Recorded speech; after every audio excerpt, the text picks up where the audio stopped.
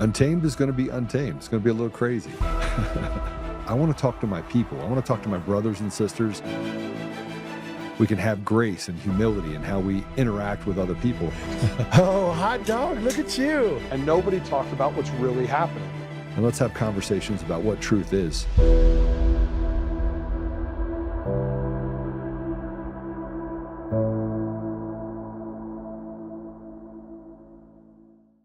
Mr. President, it is time to treat America's elections like the critical infrastructure that they are. We do not have months, we have days. Mr. President, our own government and your administration has documented vulnerabilities in election systems and identified foreign adversary threats. Voter databases, poll books, election networks, and voting technology are all at risk. The authority already exists. The national emergency under Executive Order 13873 is already in place. What is needed now is cabinet-level direction. Direction of DHS, CISA, the EAC, FEMA, the intelligence community, and Commerce to immediately execute the 2026 mitigation plan found at tinapeters.us. The goal is simple and absolutely achievable, Mr. President. Secure and reduce electronic dependence wherever possible. Preserve physical paper evidence and independently verify electronic results before certification. CISA should issue immediate cybersecurity guidance and assistance to transition all counties to hand-marked paper ballots. And make sure every electronic tabulation is human verified. FEMA should identify available funding for securing the elections. High-risk jurisdictions should receive rapid technical assistance. And Commerce should begin a foreign adversary election technology review. Please, Mr. President, set September 8th as the first deadline and make every electronic result independently checkable. This is a known national security issue. The complete risk mitigation plan is available at tinapeters.us. We still have time to act, but the clock is running. Please direct your cabinet to move now. Our team stands ready to help. God bless you, Mr. President. This plan, I'm confident, will save our country. There's a ton of things that have been happening of late. Yesterday we had General Holt on. Today we're going to have Juan O'Savin on. And we're going to talk about what's going to happen over the next 30 days. I think it's plainly obvious that something is going to happen. And by the way, just so you guys know, the judge that issued that block injunction has lifted that block under a motion to reconsider. So it's a win. It's a win for us that the states are now starting to sue. The states are starting to follow the suit, the wink, wink, nod, nod that the Supreme Court left open for the states to have access. They didn't answer the question. They should have. They should have answered the question that the voting machines are critical infrastructure that should be treated as such. We keep talking about machines as if that is the thing that we're chasing. Let me just tell you what we're chasing, just so we're all clear what we're chasing. We are chasing our own sovereignty. We are chasing the ability to have free will, to be a free people. We're not just talking about an election system and that they elect people to represent us. They don't represent us. They change laws. They change rules. They increase taxes. Taxes right now are 56 cents on every dollar. The average person in America has at least 3, 4, 5 millstones sitting on their chest, taking all the air out of them. If you believe what happened with Tucker Carlson and what he said with the Border Patrol, we're gonna watch that as well. It's 100 million illegals in the United States, and everywhere I look, especially if you go to Costco, it's hard to ignore. It kind of makes sense. You got a lot of illegals, more illegals than I think. It's like a smorgasbord. And the American people have shrunken dramatically within our own environment, which is why you have the left and the right trying to seek some sort of idea that they can maybe have amnesty. I don't want amnesty. I want them all thrown out. They came here illegally. They should leave here illegally, or should leave here, and then they should come back in legally. You want to come back in, no problem. But the American people don't have a seat at that table. The American people have their rights stripped from them. The police just don't even pay attention to laws anymore. They're like, whatever, take me to court. Maybe we give up a couple $100,000, but that's if you have enough money and if you can find a lawyer that'll represent you. So they push it all the way to the most egregious environment. Judges do whatever they want. They act with impunity. They don't do anything related to the law as well. And I hear people say all the time, well, that's illegal. It's only illegal if somebody holds them accountable, but our system of accountability is completely broken. So tell me again how you're going to get something out of a system that is designed to punish the American people. And if you are able to get justice, which 99.9999999% cannot, the process will be the punishment. The last 6 years has been the punishment. And that leads me into the stolen nation, where we are right now. And DHS is attempting to implement safety safeguards for mail-in ballots. You cannot. You can't see them. And why are we trying so hard, by the way, on mail-in ballots? Why do they continue to say, we got to keep mail-in ballots? How about you get your fat ass off the couch, get your ass in there, and actually do something like vote. Walk in, vote in person, paper ballots. Everyone can see it. Guy with the counter at the front. We know how many people came in and voted. We can match that against the records. It's pretty easy. Easy peasy. Go ahead and play it. With Secretary Lutnick, we are going to make our security enhancements mandatory, meaning that if these states want a grant and they want to be reimbursed to work or to run federal elections, they're going to have to implement security issues. Just security issues. We're not trying to get into anything else, but we're saying that the machines have to be secured and that your voter registration list needs to be scrubbed. We need to make sure that individuals that are legally able to vote are voting. We know that Iran hacked our state voter files and attempted to compromise, is the best word I can use, our systems where military members used to vote. So we're working with Secretary Hegseth and the DOW to safeguard those systems and protect our military voters. Yeah, I call bullshit. I'm just going to tell you right now what he said's a lie. You can't secure the machines because the machines were designed to actually defraud the American voter. And it doesn't matter who you have on the voting list to make sure the voting list, they knows what are called zeros and ones. I mean, I could pick this apart. I could pick everything that they've had apart within 3 minutes. And you have national security experts that are out there, NSA, DNI, that would do the same thing. They would look at this and say, this is nothing. This is lipstick on a pig. And that's what it is. It's lipstick on a pig. It's not real. It's not. This isn't real. This is not us. And here, let me just tell you what's happened. The Democrats and Republicans got together and said, listen, you Republicans are going to lose power too, and it's going to be handed back to the people. We can't have that happen. We need the slave train to continue. We need to be able to feed off the flesh of the American people. And if there's accountability, then we'll have to tighten our belt and we'll have to stop giving money to all your friends. So here's what we're going to do instead. We're going to come in and say, we can patch the machines. We're going to have someone like John Solomon just get up there and say, oh, we can just patch it. You can't patch a machine. Can't do it. It's not possible.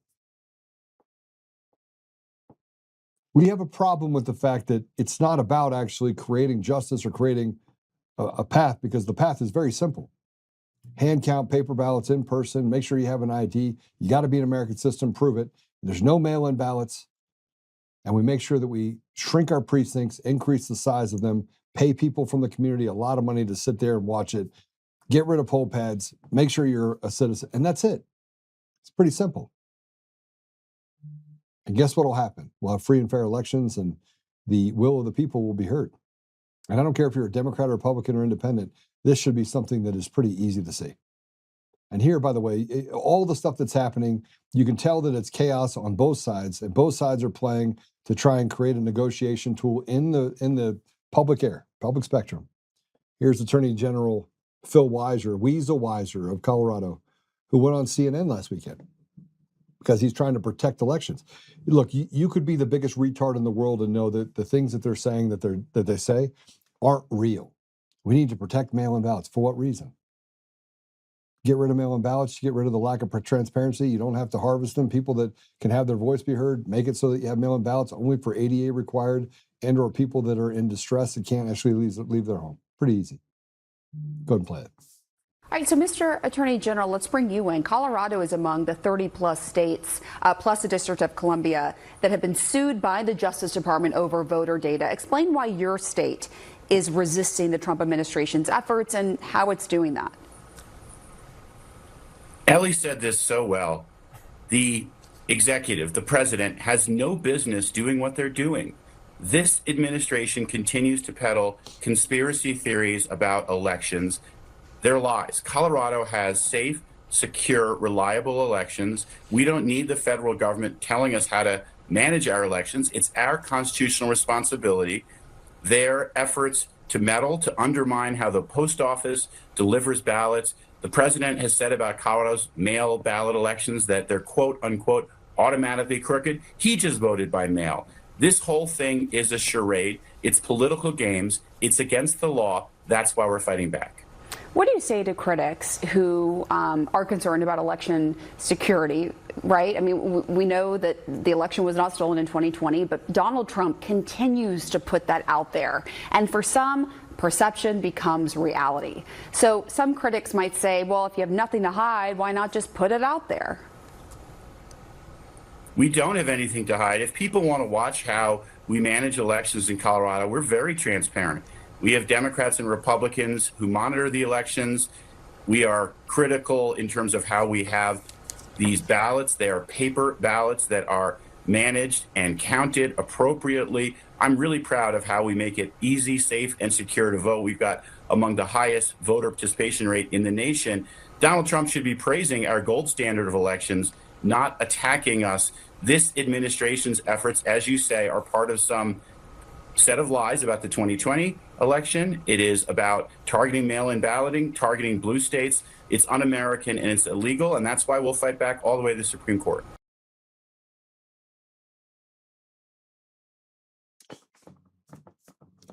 You have modes of deception that you see out of people, and he exhibited all of them. All of them. Every one of them. He doesn't even believe the words that he says. Conspiracy, lies. Phil Weasel Weiser is a traitor. He is responsible for the largest corruption case in the history of the United States, or the history of Colorado, currently. Christopher Gregory case. The OARC has more interest in peddling and getting rid of and hurting lawyers and standing up for people that rape their own children. The guy was sentenced to 60 years in prison, wrote a thing to the OARC. They're investigating it. They want to get rid of this because they found out that the attorney is actually a conservative. True story. And here's more, by the way. Here's Harmeet Dhillon explaining the Trump's executive order and how it can't really be challenged. But it is being challenged, and Colorado is going to do the same thing they did to Tina Peters. I'm going to play that video, by the way, sometime next week, where I have you listen to the conversation between Matt Crane and the investigator when Tina Peters was unlawfully persecuted. Go ahead and play this one. You're absolutely correct. So there was a pair of injunctions in federal court regarding this executive order, and meanwhile, the Postal Service went ahead and drafted some regulations that will go into effect if and only if these two injunctions were lifted, which of course only happened in the last few minutes. And so now what the Supreme Court ruled in the last couple of days was that the litigation was premature. There was one by a group of states, including California, and there was another by the League of Women Voters. That was the one that was lifted this afternoon. And so the ruling by the court was that the litigation was premature, and now that regulations have gone into effect, there will be a fresh set of litigation, as you just mentioned, and the court will then look at the merits. But the court did, in lifting the injunction, make a note that the United States has equities here as well. We have elections to administer, and I think this regulation is eminently reasonable. After all, non-citizens are not allowed to vote. They have no right to vote. And so I think it's really a heavy lift for the challengers to this rule to claim that somehow anyone who has a right to vote is being impaired by this very common sense legislation and ruling that actually only protects the fundamental right of only American citizens to vote. This executive order, I should say. Well, without any further ado, obviously there's some things to come out about what's going to happen with things going on in the elections. I think all 50 states, the elections in all 50 states are fraudulent. Don't concentrate on one. They're all designed to actually favor one party or the other. You have ranked choice voting and a bunch of other stuff. But we're gonna discuss that with Juan O'Savin right now, and he's probably going to tell us a little bit about what's happening in September as well. So Juan, welcome to the show. Hey, Joe. Good to talk with you again. We both have such busy schedules, and you've had just some fantastic guests on. So it's been fun. You're killing it out there. And then, I don't know, you didn't leave any meat in the bone for me to chew on. I mean, you already covered it all. I got to tell you, it is, we keep going through these same steps and talking about the same things over and over again. And you have someone like Phil Weiser that can get on CNN and say that there's nothing to see in the elections and that they have the safe and secure elections. He didn't go to the gold standard because I think that he's been told to stay away from that term again. But he is parroting the same thing while knowing that he doesn't have a foot to stand on. He doesn't have nothing that they say is true. And the evidence is overwhelming. Well, the first thought that came to mind when he was talking about this bullshit, I was thinking of Tina Peters. So with almost no time to spare, I mean hours, we were able to get help from one particular group over there at PPN, got over $250,000 of donations to go in and to do a recount of one location on the vote where Tina Peters was running for Secretary of State, to see if, in fact, there had been some stuff that was done wrong. We sent Mark Cook up there because they announced with only hours to go whether they were going to do this, test recount. It cost us over $250,000, and shouldn't have cost us a cent. Got there, and the way that the recount was done was totally fraudulent. Met no criteria for a recount. All they did was do a validation that machines were supposedly working with a non-valid method, a non-certifiable method. So then the recount that they did in this one small area, they didn't even do a recount. At some point, that's going to get revisited. Colorado's on notice. We're coming for you. But the reason that I say that is because if you can't even do a simple, tiny sliver of a recount according to the rules, how can you do a whole election? And the reason they didn't do it properly is because they knew that the data was completely fried in that election. They think that the time has expired, but under certain federal rules, it hasn't expired. Watch what happens. Are you at the Trump Hotel? Yeah. I'm actually. I know that floor. Got a view. Got a view. There's the big guitar. There's the globe over there. Yeah. I actually, it was. I left Vegas. I don't know what it was. I think it was Monday, because I'd been here getting ready for our event. and I had to go somewhere. I'd actually left the previous Friday. I had to come back, left, and then had an emergency that came up where people needed to rendezvous with me from other parts of the country on some court stuff. And I said, well, let's just meet at Vegas. It's the easiest for everybody to get in and out of. So they all came back. I just sent people back other places in the country a few hours ago, about an hour and a half ago. There's stuff happening that is so over the top all over the country. And as we, come into this, last several weeks till, the midterms. And, let's see how I can say it. I don't want to annoy some of our friends Yeah. with what I would say, but and most of the audience here knows where I'm at. Even with the executive orders that President Trump has done and is doing, and remember, we did a 17-page proposal for executive order that was on the president's desk last spring. Was actually tail end of March, and the president responded by doing a portion of it. His 107th executive order was March 25th of 2025. Yeah. Signed at 1:07 in the afternoon, by the way. And it ordered that all of the voter rolls be cleaned up across all the counties in the country, county clerks and the governor's supervision with secretaries of state, that they would be able to certify that only American citizens eligible to vote were on the voter rolls. They had to clean them up. They had 6 months. Not one county in the country was able to clean up and certify that their voter rolls were taken care of. So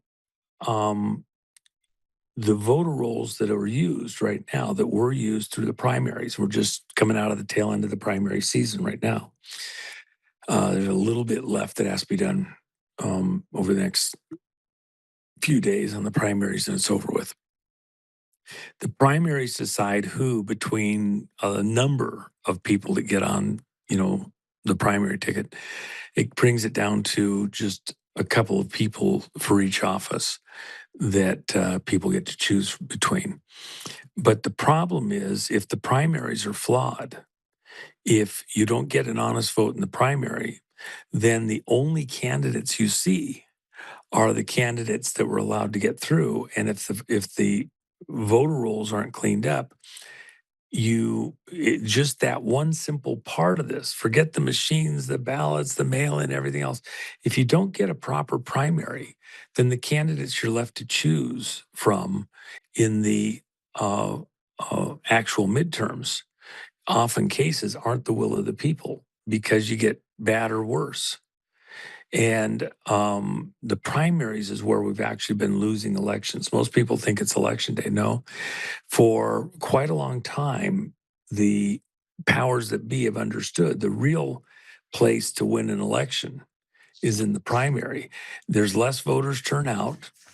They're more sensitive to vote manipulation. It's easier. And then if you're Well, hold on a somebody second. that wants to do it, you get your own, both of them your own choice. Go ahead. So I think you're absolutely right. Tina's in 2022 had her primary stolen by a person named Pam Anderson, who had nobody even knew who she was, right? Mm-hmm. And when you have less people that actually vote in the primary, what tends to happen, it happens almost every time, is that they can insert as many ballots as they want. They can create as much fraudulent ballots or phantom ballots or mail-in ballots that get across the finish line. And when we examined the ballots for Tina's case specifically in 2022, I was with her at primary night when I was going through all the details. I was with her.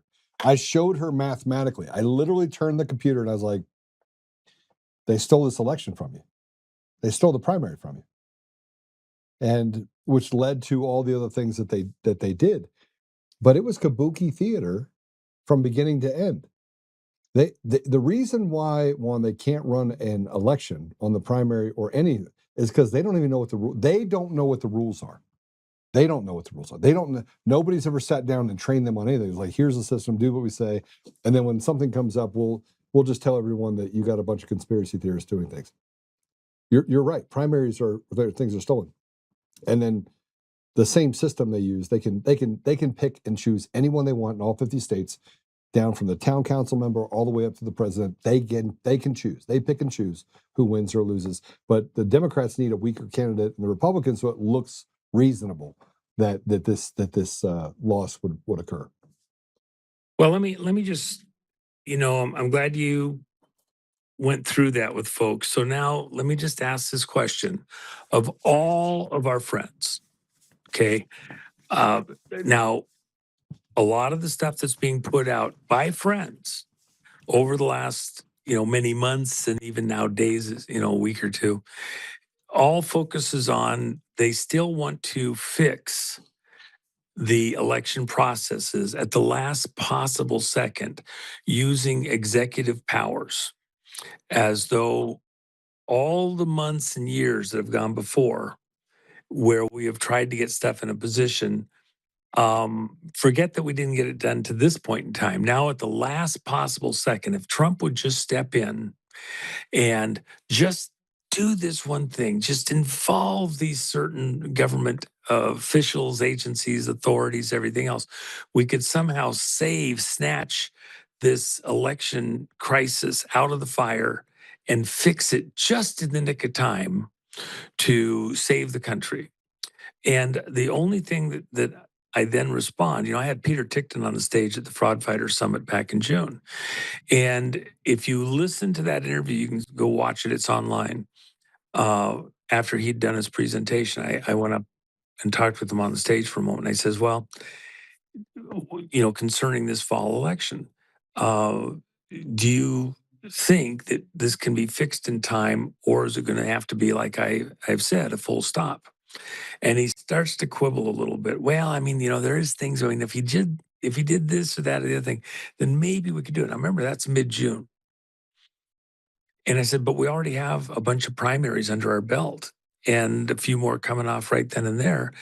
If you've got fraud in the primaries, how can you run an honest election in the fall? And now you have even more primaries. It says the only solution is a full stop. And then go back and fix the problems. You're going to have to rerun those primaries. And he says, yeah, you're right. Yeah, I know you're right. You're right. Blah, blah, blah. Okay. Has anything changed since mid-June? We've done more primaries. The voter rolls haven't been fixed. So you're going to fix the voter rolls at the very end, but the only candidates you have are in many cases, not everyone, but in enough crucial ones, they're critical. So let me just add this one thing. I was dealing with a particular situation. One of my guys, my chief of staff, Matt, and I were talking about this morning as we were working through issues related to the Storm Summit that's coming. And by the way, there's something I'll tell you before we go that's really cool that just happened. But I said, there was a particular incident that I was directly involved in. And I put out a white paper as it happened on what I was concerned about that had to be addressed immediately. And there was a full grounding of aircraft of that particular make within the military stuff that happened a short while later after they understood what the issue was and what the risk was. When you detect a problem within operations that could, have loss of life, loss of aircraft, things like that. It could be on a carrier. For example, we were talking about a particular incident that both Matt and I were aware of on one of the carriers that he worked on. And, you'll do a complete check of the flight deck for, everybody goes shoulder to shoulder, walks the entire length of the flight deck to make sure you don't have FOD, some kind of debris that could take out an aircraft. Taking off or landing. In this particular situation, there was something that they were looking for that they knew was missing. So the captain went and did that 3 times on the carrier deck. The 3rd time they found it. And it, first 2 times you didn't see it. But you had to have everything else stops. Nothing else is moving. we're going to do a complete, pause, stop, full stop, figure out what the problem is, figure out if you've identified all the issues. I was on a friend's helicopter a couple of years back, very, very wealthy person. And we had flown on the entire border, Mexico to the US, and stopped and talked to sheriffs in various places and examining the border stuff. And we got back, they were dropping me off at a particular airport before I would go to this other thing. And I had the pilot there. And I just happened to ask him, I said, shouldn't we do one more walk around on the helicopter because we've flown so long today? And before you go back to home, because that's still another 45-minute flight, would you do a complete walk around? I say, I'll do a cursory look, but I don't normally do that. I'll do that when I get back and complete everything because I think we're fine.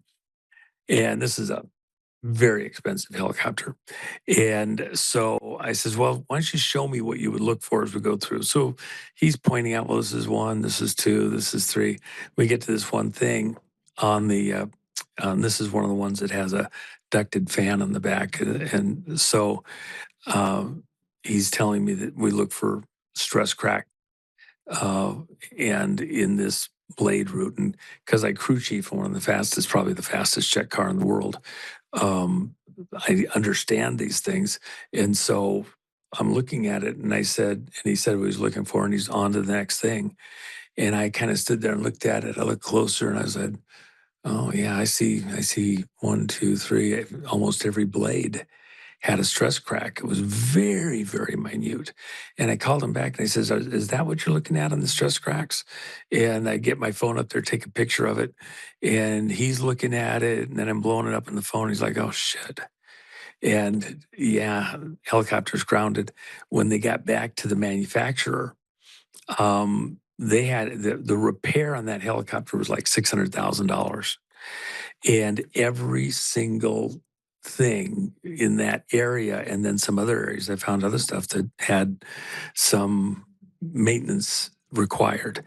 But you had to pause and have a different set of eyes. He had probably seen that and not seen the problem and walked right past it.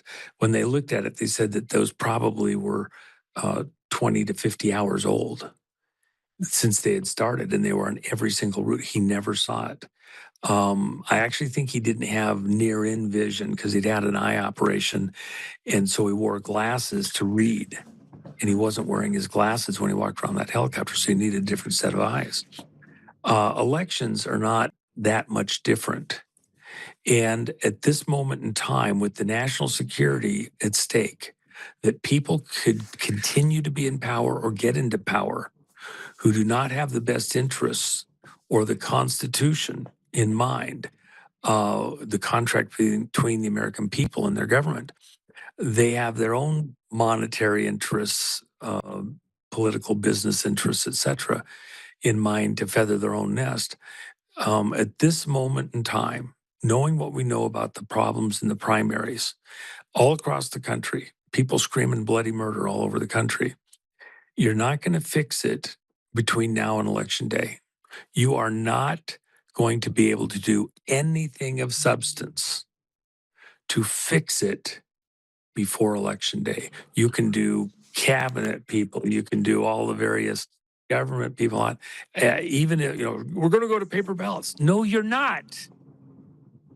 The reason you can't is you can't certify at this late hour. You cannot certify across the nation at this late hour a hand count paper ballot. And even if you could, the problem is that I have to send a call to outer space there. The problem is, even if you could at this late hour, you've already got fraud in the primaries. You can't fix those primaries right now. You're just going to go ahead and put people into office that didn't get there through a legitimate primary ballot vote. Are you kidding me? So Juan, I think we have to. But by the way, I got to tell you, over the last 3 weeks, I've gotten incredibly calm, because I've already smelt the dirt. I already know what comes next. right? I've It's a gotten good to way that to put point. it. I love the way you put that. Yeah. Okay. I've already gotten to the place where I'm okay, right? I mean, but God, I think God is going to do some incredible things. I think President Trump is. I feel like the next 30 days are going to be revealing in a way that we never thought would be possible, right? Mm-hmm. And we know that the elections are fraudulent. We know that there's kabuki theater. You have people that get on TV and they can't even hold it together. They show the signs of deception, like you just saw with Weiser. And but here's the stark reality. I can't go anywhere without talking to Democrats, Republicans, Independents. I walked into a store just yesterday, and a guy walks up and he shook my hand and said, "Joe Oltmann?" And I said, "Yes, yeah. What can I do for you?" He goes, "I'm a Democrat," and I was like, "Okay." And you're waiting for the other foot to fall. Yeah, we get slapped or what? Yeah. And he goes, "But you're right about the elections." And I was like, "Listen, look, you can hear." He goes, "I don't believe you're extremist." He goes, "I believe you're an American." And I was like, "Well, thank you." And he goes, "And I listen to your podcast. So, Robert, I'm just saying hi to you right now. Thank you. Thank you for the time you took and the civility." He goes, "We disagree on things." He goes, "We disagree on," he said, "we disagree on abortion. I think it's a woman's right to choose." He goes, "But the absurdity of making it so you can kill a baby at 9 months." He goes, that's sick. And I asked him this question. I go, "What do you think the reason was? What do you think the reason is that they won't pass the Save America Act that 85% of the country, Republican, Democrat, Independent, want it? Why won't John Thune and why won't they do it? Why do they keep standing up saying they're protecting the American people when 85% say we want it?" He goes, "They're all in on it." And I was like, "You believe that?" He goes, "I have voted Democrat for 40 years. I said, "Who'd you vote for in 2024? He said, "Trump." And he goes, "And you know what? There's a lot of Democrats that did. And in Colorado, there's no way that we bucked the trend." And by the way, he's a scientist, and I think a scientist. I might have just appropriated you, Robert, to a scientist. He's a doctor. He's a doctor, and I got that from just some of the things he said. But Juan, we know that the elections are bad. We know that there's nothing they can do from a standard standpoint in order to get to paper ballots. We know it's gone too far. Well, everyone knows that. Does that open the door? And I said this to General Holt. Does that open the door for President Trump to come through with another sweeping effort that shuts down elections as they are known today and creates a standard by which we have different elections in November where it looks different? Okay, let me help you out here, and just so we don't lose people. And by the way, I've had the same experience with several times, including with a very well-known Hollywood personality that everybody in the audience would know.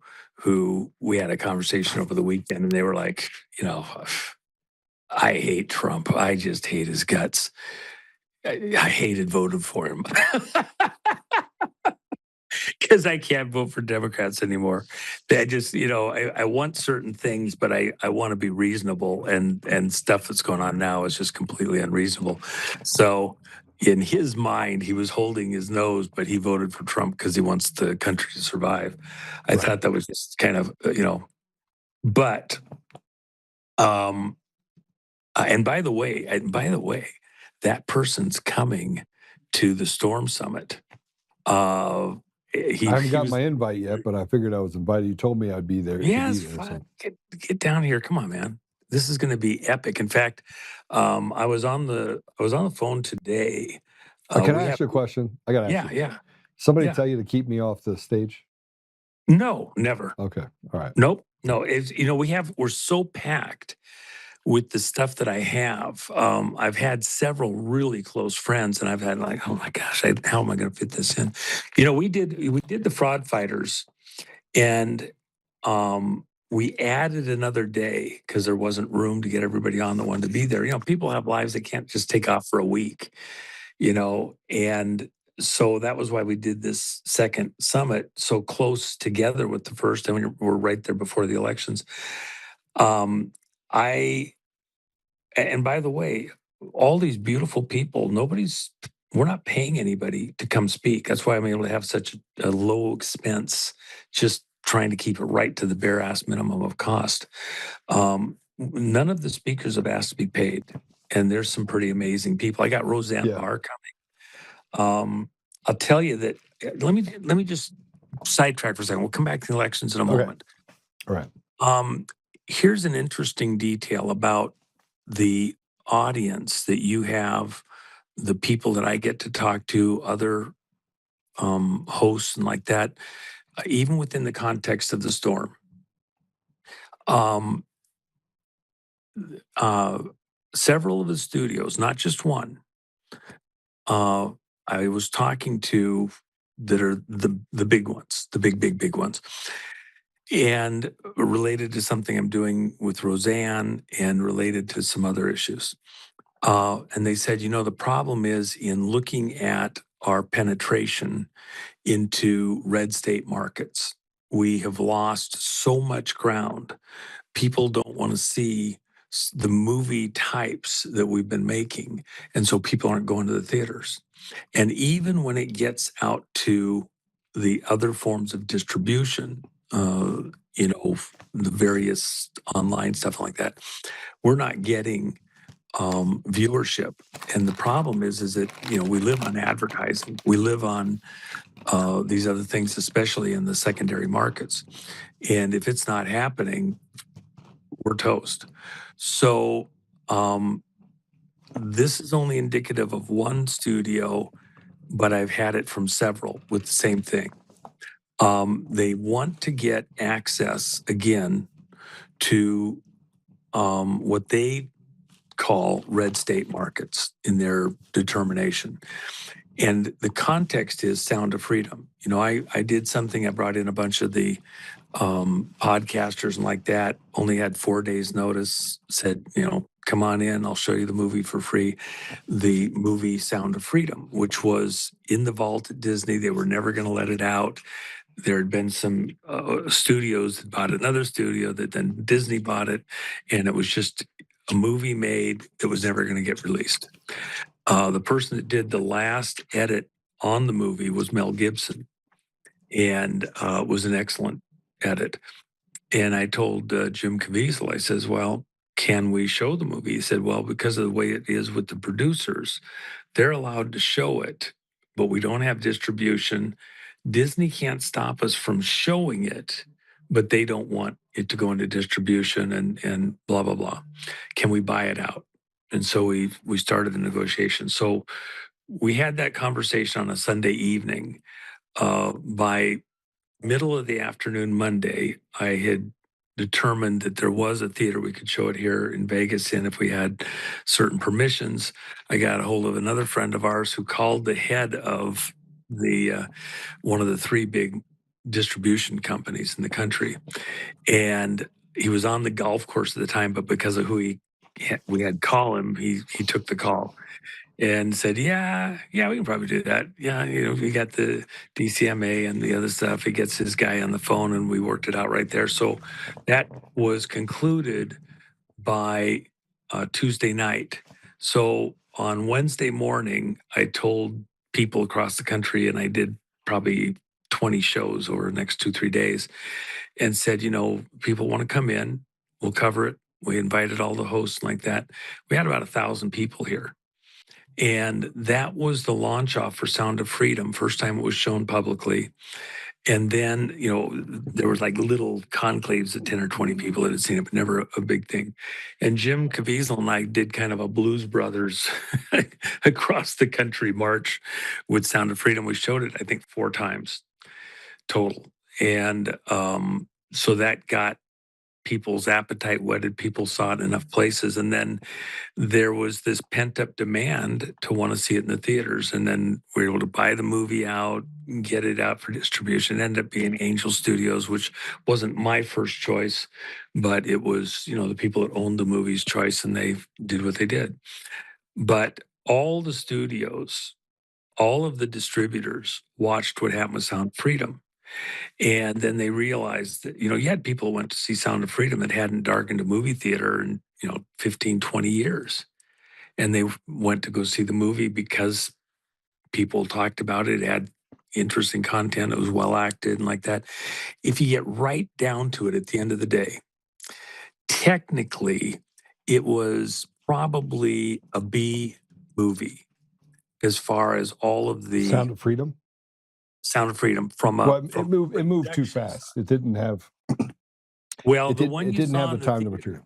Yeah. The one you saw in the theaters was 14 minutes shorter than the one that I showed. And I think that that was one that Mel Gibson edited. And that one was, I think, perfect.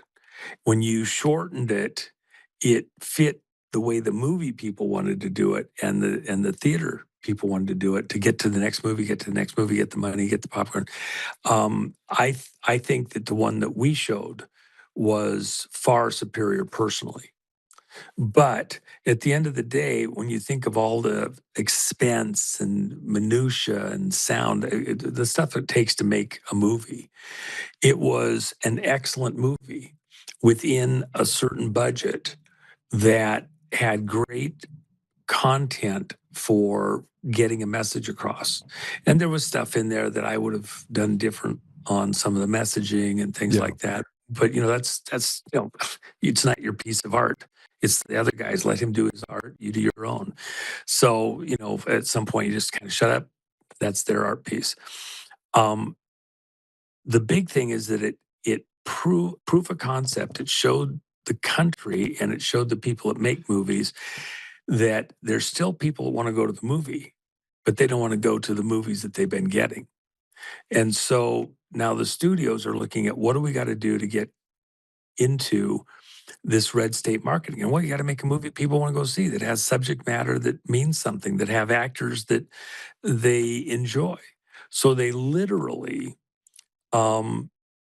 said, okay, who's the actor that, they had a list of A-list actors, if you will.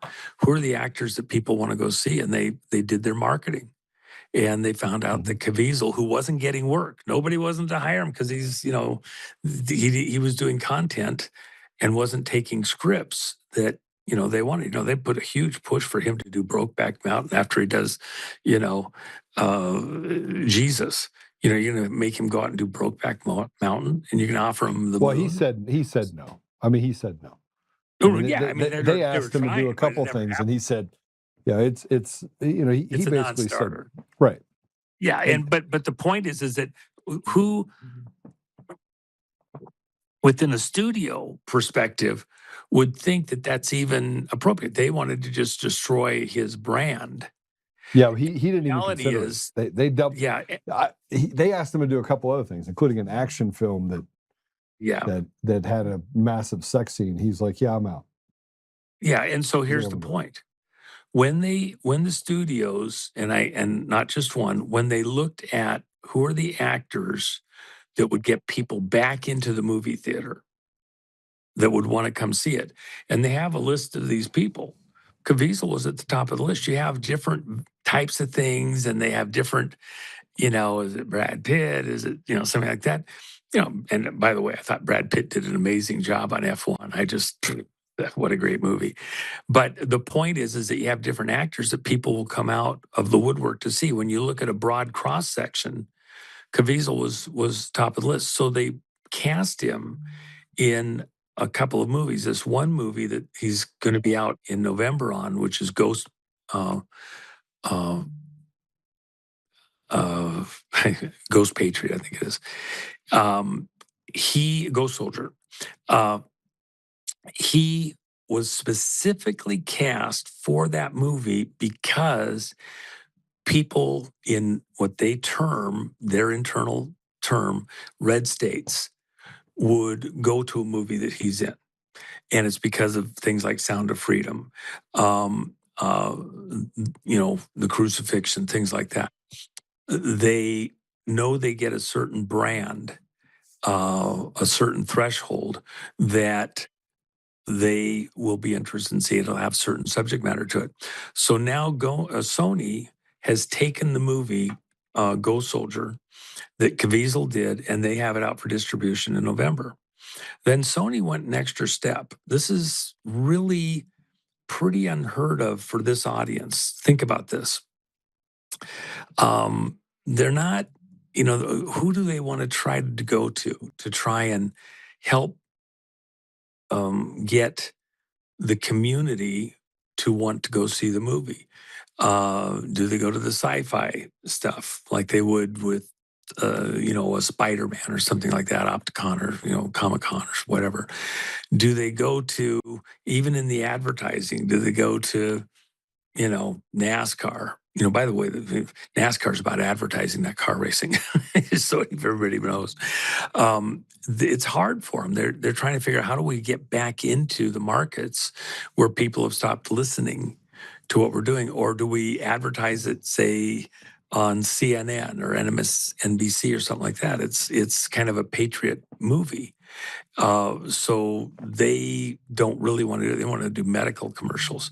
Where are they going to find a place to even tell people about the movie, except people are already going to the theaters? So you're not going to get new people viewing it. It's just people that saw the trailers in the theaters. So literally a week and a half ago, Jim calls me, we talk. Then the producer of the movie calls me, we talk. Then Sony calls me, we talk. And we actually worked a deal just a few hours ago, and we're going to show not the whole movie this time.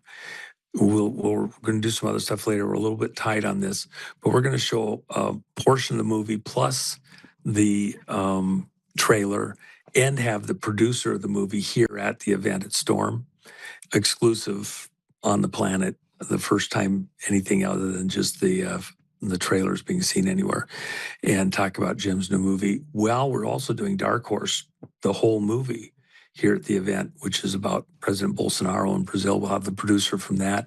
I got Roseanne out here. She's doing exclusive. She asked, Roseanne, by the way, she was going to show the first 2 episodes of her TV show that's coming out. They're not quite through the editing and sound stuff they got to do, and the music and all that.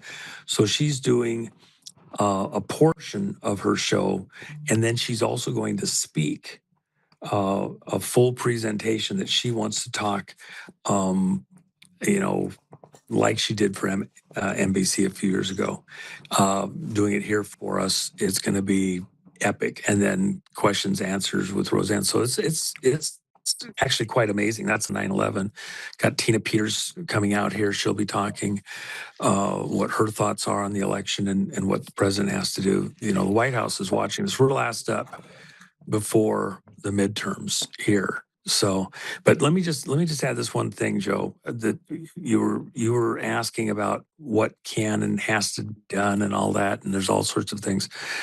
I'm pretty well on the record. The only way that this works, and what people need to think again about, because you've already got fraud in the primaries, and that's a harsh word, but it's an accurate word. You already have the primary screwed up, and you can't unscramble that egg. Just like when you find a part that's failed or near failure on an aircraft, you do a full safety stop, check everybody that has something similar. When I found that problem on the blade on the helicopter, they told me that they went back to every single one of their helicopters and ordered everybody to go re-examine their stuff. And they found a half a dozen others that were in that same window flight-wise, and nobody else caught it. I just happened to have good eyes and knew what I was looking for, because, I run similar stuff on the race car. And so I'm really careful, because I don't want it coming apart and killing somebody in the crowd or something. And or a driver or something like that. Here, we have enough information to know that there's no possible way, absolutely no possible way at this point in time, to run the election in November and not have people get into office that have no business being there, if for no other reason than just the primaries. You can't, if you ran a perfect election, only the people that are allowed to vote voting. There was no intervention, malicious activity into machines or ballots or counts or tabs or whatever. At this point, because of what's going on has happened with the primaries, there's no way to run an honest election. So how are you going to do it? You have to do a full safety stop. And I believe that's what the president is setting up to do. I expect about the end of the first week of September, there will be a security advisory to the president, a national security review focused on the elections with the various agencies. They will advise him that on multiple grounds, you cannot guarantee that the election will not be compromised. They'll probably be careful in the wording, but it will dither around the fact that unfortunately, you can't fix the elections because the elections are already fixed because of what happened in the primaries. And nothing functionally since the primaries has changed in the way the actual elections can be run. You can bring in every administrator, every policing agency, every intelligence agency, implement everything they want to do. You still can't secure and certify the vote from November. So do you wait and after the vote, come in after the fact and then say, well, we didn't like it. Well, we found all these problems and do like we did in 2020 and then have all the pressure in the world to just go certify it anyway? Put those people into office. It's after the fact. It's, trying to get the horse after it's out of the barn. The only way to stop where we're at right now is, and it looks like a coup, by the way. Well, Trump didn't get his people, so he just wants to stop it. No, the system, the methodologies are compromised. The only thing that actually is appropriate at this moment in time, my opinion, you have your opinion, others of our friends have their opinions, is a full safety stop. You cannot proceed. You cannot take the chance that you're the only helicopter with a problem. Everybody needs to stop and look at their situation. And nothing of substance has been changed from 2020. A lot of talk, a lot of Brownian motion, no precise vector, lots of splash and drama and everything else. Nothing substantive has changed. A full safety stop, and then go back, redo things, and rerun the election. It's for national security because others from outside the country, plus people inside the country who have self-interest, are manipulating the way the elections are run and the outcomes that are allowed to occur. And so a full stop is the only real alternative. And by the way, I used those exact words a number of times over the last year. I used them on the stage at the Fraud Fighters with several of the people that were there, including Peter Tickton, President Trump's friend. Yeah, he's my attorney. Well, he's doing a good job. We really enjoy each other's company. He's going to be there too, by the way, with his wife. So, in fact, they've given him a room right down the hall from me here at the Trump. But the reason that I say all of that is you have to have military authority to do what needs to be done at this point in time. You can't do it as command or as a chief of police. When the president's operating as the president, he's like the chief of police, looking for internal things in the community that need to be policed, dealing with citizen matters and things like that, and crooks and criminals within our midst that need to be, stopped, apprehended, whatever. But we've been attacked, and this is why that Thursday presentation of the nation a month ago was so critical. He stated for all the world to hear that it was China. We know, for example, with AWEB being run out of South Korea, that's a Chinese operation, that they're in 111 countries around the world, 121 vote centers around the world to cook the votes, Okay, there's huge drama going on in Zambia right this second with AWEB involved in it to take down a whole government. With all of that in mind, what we're really looking at here is a militarized vote counterfeiting operation. Counterfeit votes are way more valuable than counterfeit money. Orders and orders and orders of magnitude, because if you get the vote, how the money gets spent, who gets to spend it, is in the hands of the people who get in those elected positions all over the world. And it's a global threat. 111 countries, more than half the world is under the thumb of people put into power through fraud that aren't the will of the people in each of those jurisdictions.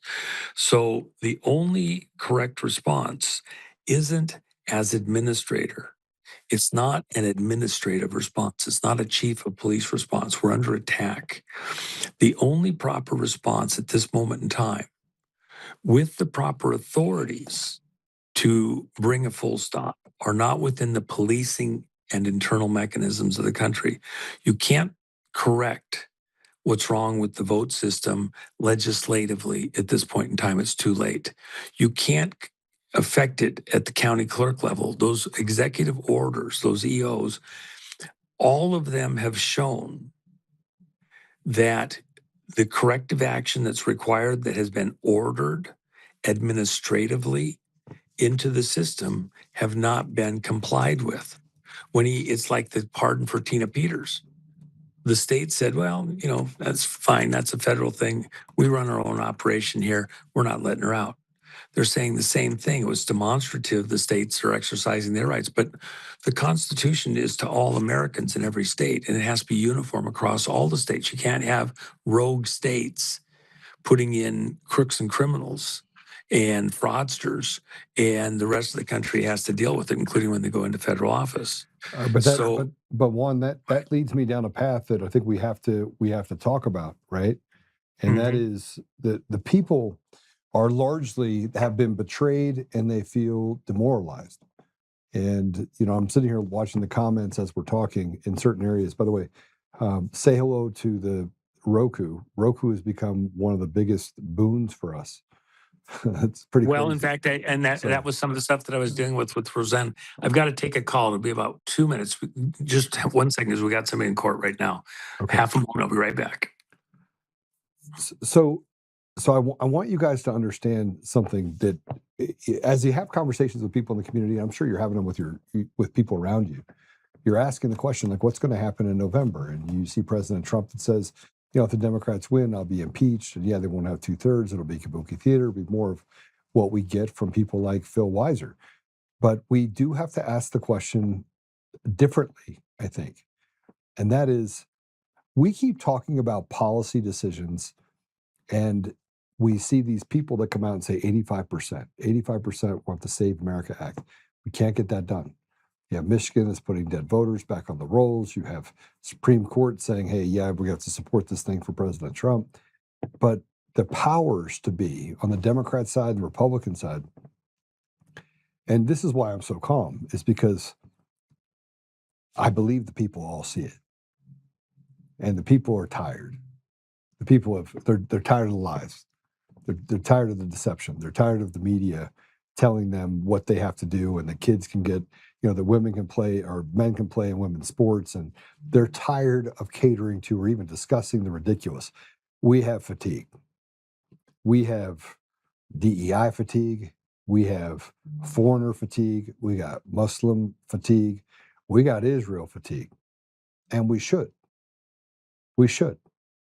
Because the American public, as we see it, everything that the CIA has touched, they have destroyed. Everything, without exception.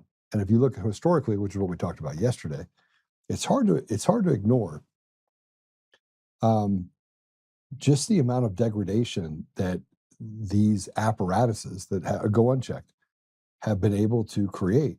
How much chaos they've been able to create, not just here in the United States, but globally. And if you start putting the pieces together, if you're more than if you can think in complexities, and even if you can manipulate AI to not stay within its basket, you can look at the fact and ask simple questions if you're into that type of thing on AI, such as, hey, who's running the country? Who's running the world? Why is it that this, cutting off your, body parts and changing genders is something that has permeated cultures around the world? And it will tell you that there's a group of people that actually run the world that have decided that chaos and destruction is something they seek. Now, if you go back to the World Economic Forum, they said they want to cut out 90% of the population. People like Yuval Noah Harari, it says that, we're going to become the gods, right? They've pushed this thing to destroy Christianity while propping up Islam and propping up Judaism, right? And saying that Christians somewhere along the line are the problem. And in the middle of all that, white people are the problem. Because white people, by the way, as most white people who are worth any amount of salt are self-starters, and we're incredibly brave. Like or stupid. I guess stupid is another word, because we'll run into a firefight, right? We'll run into a firefight. That's not to say my black brothers and sisters won't do the same thing. They just won't ideologically align for something that actually has reason. In places like Somalia, let's talk about Somalia. They have single-digit IQs. They talk about American black community, very, very smart, but has been taken every opportunity away from them and sold the idea that, genociding your entire next generation is the right thing while creating a school-to-prison pipeline. That really happened, cutting down opportunities, eliminating education opportunities, and then telling them that it's the white people that did it, which is not true. It's the white liberal. It is this ADL, SPLC, all the people that say that they're here to help. Those are the ones that are literally standing at the door saying, do not let them learn math. Because if they learn math, they'll understand that we statistically are against them while we're telling them that we're trying to help them. So I look at the elections in a similar fashion and what's happening in November in that same fashion. Just let me know when I have one back. I look at it in the same boat. Our elections they're just fraud. There's nothing left to talk about. But they have kept the argument going by debating the ridiculous. And frankly, we haven't worked the problem yet. We haven't gotten to a place, we'll talk about it, but we're not going to be about it because we know what comes next. And I will say it again for the John Nances of the world and Kardashian Patel. I want to say this very clearly, okay? We're not going to vote ourselves out of this. You can't vote yourself out of it. And the American people are taxed to a point where they have no Second Amendment. You're not allowed to speak now because they can get you for a hate crime or disorderly conduct. And you've been pushed into this position where you're supposed to sit down, shut up, slave. And it's not blue states or red states. It's all states. It's all states across the board. The judiciary's rotted the core. They have immunity. Everyone's got immunity except for the American people. The sharecroppers, who, by the way, don't even own their own property or land or house. Because if you don't pay the tax to the government, they'll just come take it from you. That's the reality. Juan, welcome back. Hey, I apologize, and I've only got a minute. I've got kind of an emergency with people All right. preparing for a court thing here in a few minutes. But let me just say this: rather than say it as just a declaration statement, it's got to be my way or the highway type of thing. Do the mental gymnastics is what I would ask your audience and some of the other great podcasters that are out there, et cetera. How from a administrative side, governors, clerks, president, legislature, courts, where's the fix? We've done all of those things. We're in really a national emergency situation where the viability of the nation is on the line. We've been invaded. You can blame it on whoever you want to. I don't care. The fact of the matter is that on the numbers, we're on the ropes. And, I've talked about somebody that was pretty close to me that'd been doing work with me for 20 years. I didn't know he was here illegal. His whole family's here illegally. He had an honest conversation with me over a year and a half ago. And I said, the only real way he wanted me to, help him politically or something to somehow fix the situation. I says, only way that I know of is you have to leave the country. You take your family, you leave the country. He had a ranch he'd been paying for in Mexico for 20 years. He'd been here for like 22 years at the time. And I said, go back, start the process, including your kids that are in college, to come back in legally because they were born outside the country. He brought them over, 2 young kids that are in college here. Go out, apply, and come back in. America's going to want and need a huge majority of those people for what's being done as we reindustrialize America. But you come through the front door, you don't have to look over your shoulder. We're not going to be not needing those people here. We need many, many, many of them, most of them. You just got to come through the front door. And the ones that are the true bad guys, we got to be able to weed them out. And you're not looking over your shoulder. Your kid's not looking over his shoulder. You do it the right way. Beyond that, the only way even there that you're going to be able to move the people out of the country, which, the number they used internally is 107,000, by the way. I thought that was 107 million. I mean, it's over 100 million. It's 107 is the number that's being quoted internally. So in the course of doing that, what context are you going to get from a normal, this whole audience suffers from a normalcy bias. There's parameters that outside of that normal, you just can't, they can't conceive of something that exceeds it too far. Yet I'm telling you that Trump is about to do something that to the 99th percentile, 9.999 percentile, people have no concept of how extreme his next actions are. And it's the bare minimum. They won't overdo it unnecessarily. It's the bare minimum of what has to be done to get the country out of danger and away from the reefs and the rocks and total destruction. And that is a full stop. Peter Navarro works for the president. He's in his office several times a day. He's right there in the White House. He's helping get the reindustrialization of American business back on track. He works with the president all the time. 2 weeks ago on Thursday, as he's leaving the White House and walking across the lawn, reporter gets to him, what's the president going to do about the elections? How is he going to fix this thing? And, is he going to call the cabinet? Is he going to, do blah, blah, blah?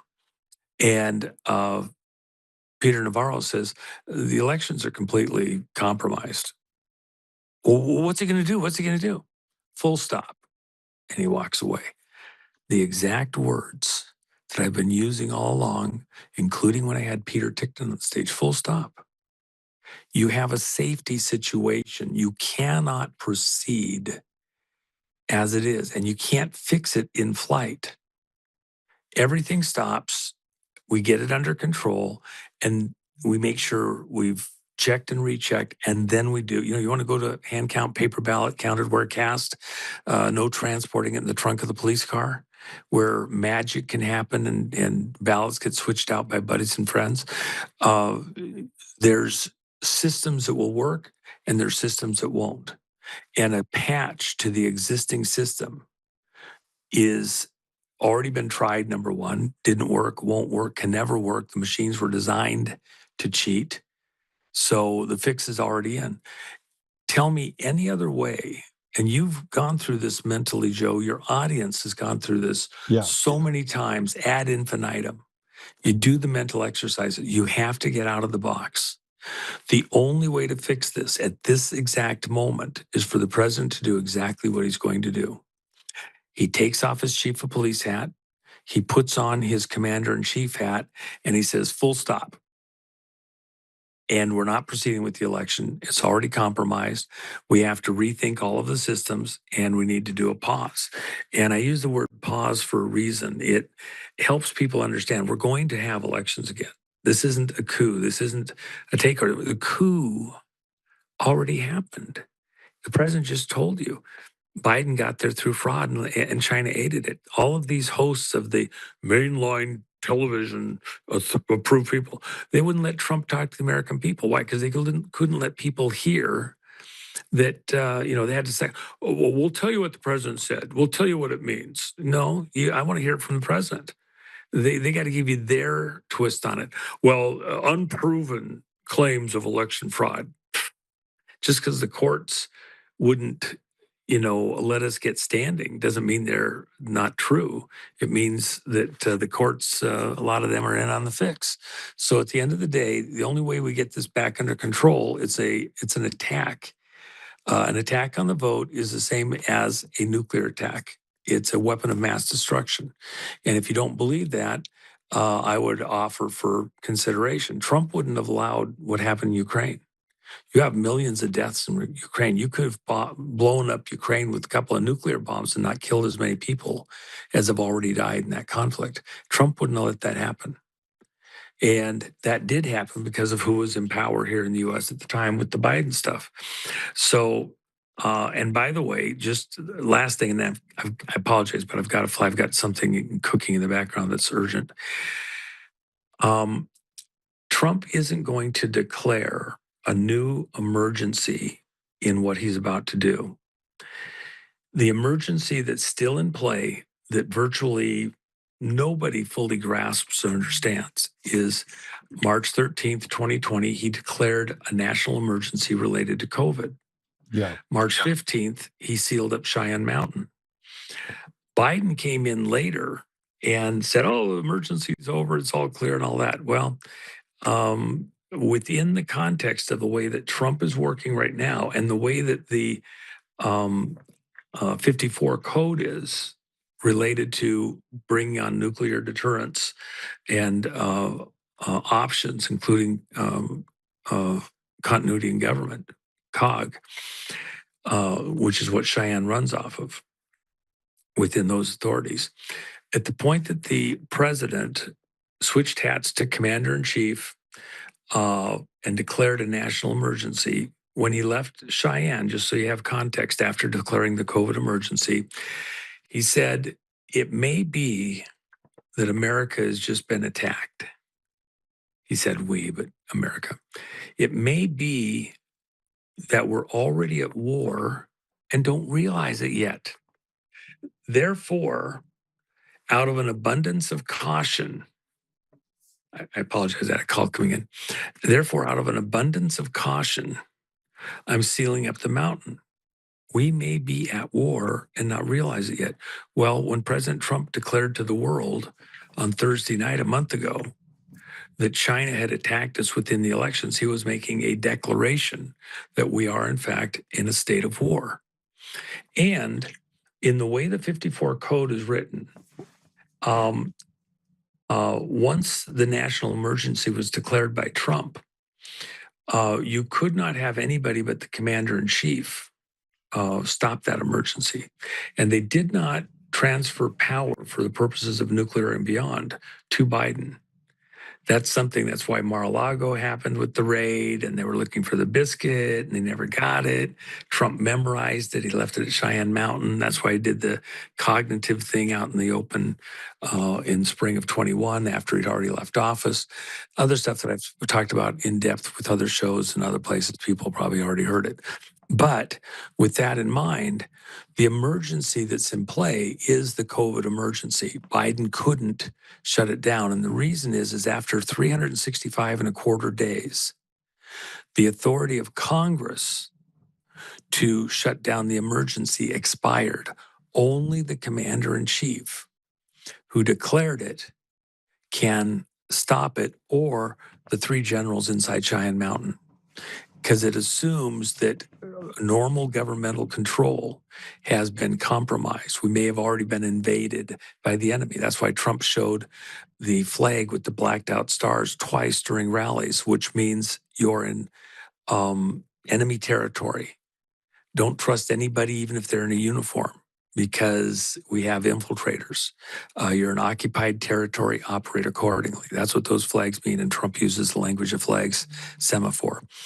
So he's put several things in plain sight, but they weren't obvious to everybody. It's a back conversation, even why the balloons came over America.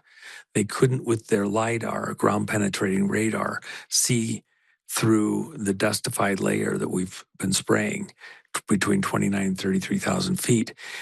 We can jiggle it in such a way their satellites can't do ground penetrating radar. So they had to get below that layer with those balloons to look at our military bases and see that they were in fact closed up and that Biden didn't have control within certain nuclear command to verify what they were afraid of. They just couldn't believe it themselves. China couldn't believe it.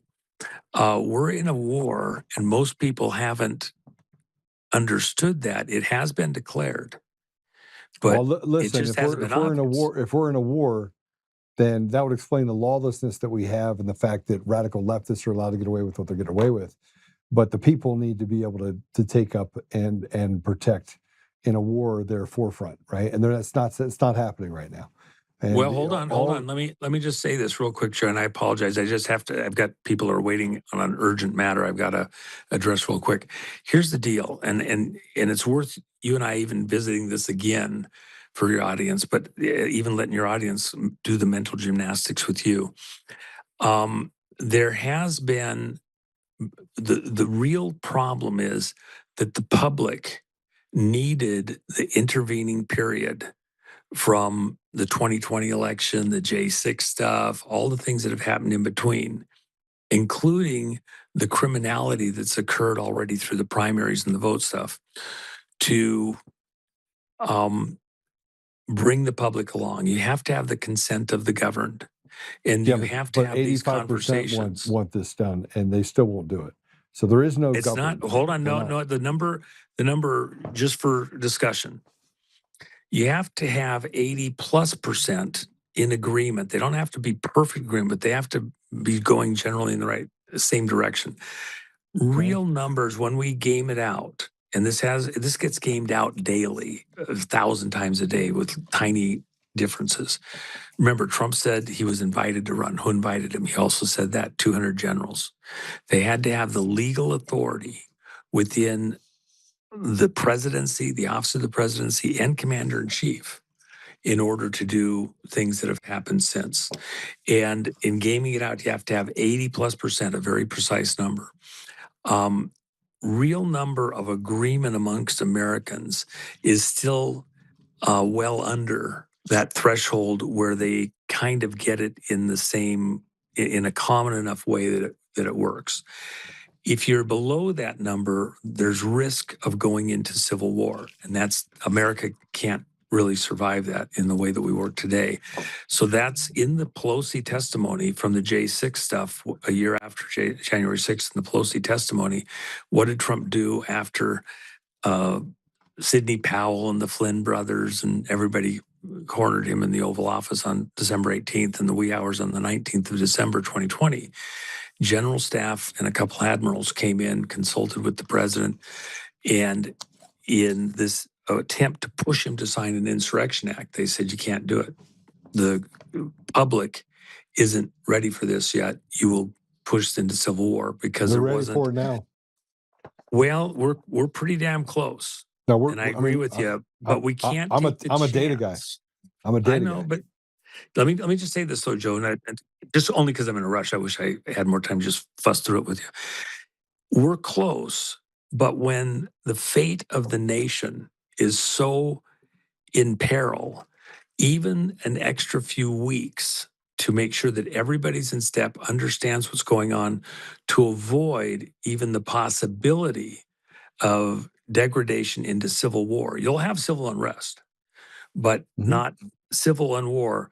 If you know that you need a little bit longer so that everybody gets it in enough volume to protect us, and with the critical moves, including sending people that aren't citizens out of the country, there's a lot of steps here, including the financial stuff in the bond market, which, by the way, Besant, with what he did 2.5 weeks ago in intervening in the Japanese bond market, which is what I told people for a very long time. That's the canary in the mine shaft, because our FDIC guarantees the Japanese banks. Our Treasury guarantees the fate of the Japan and our Federal Reserve stuff.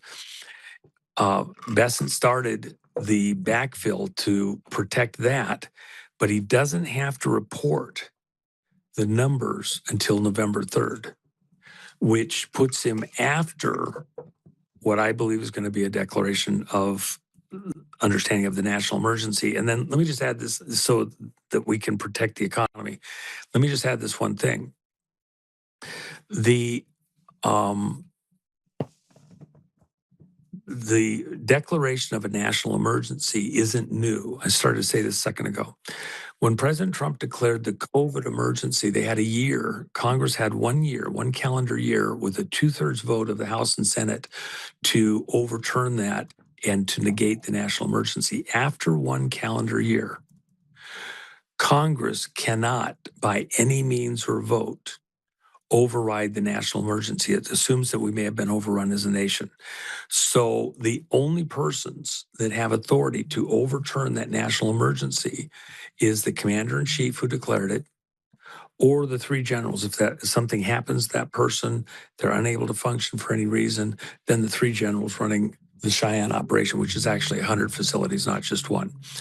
Within that context, the COVID national emergency is still in play.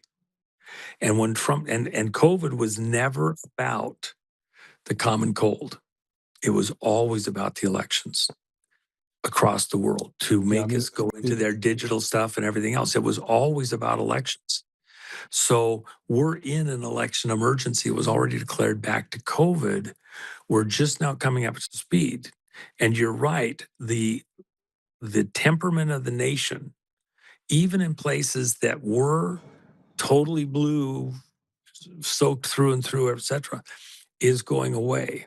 We're not quite there yet. And the next 30, 40 days are crucial in helping people to get there. I personally, just so you know, and so the audience knows, I don't think Trump pulls the pin on this thing till literally the last week of October. He lets the early voting start. There's others that, have been on the record. That means that the elections are not going to, that was my question. Are the elections going to happen in their purest form? Are they going to happen the way we think they are? I don't think they will. I don't think the elections will happen. We totally agree there.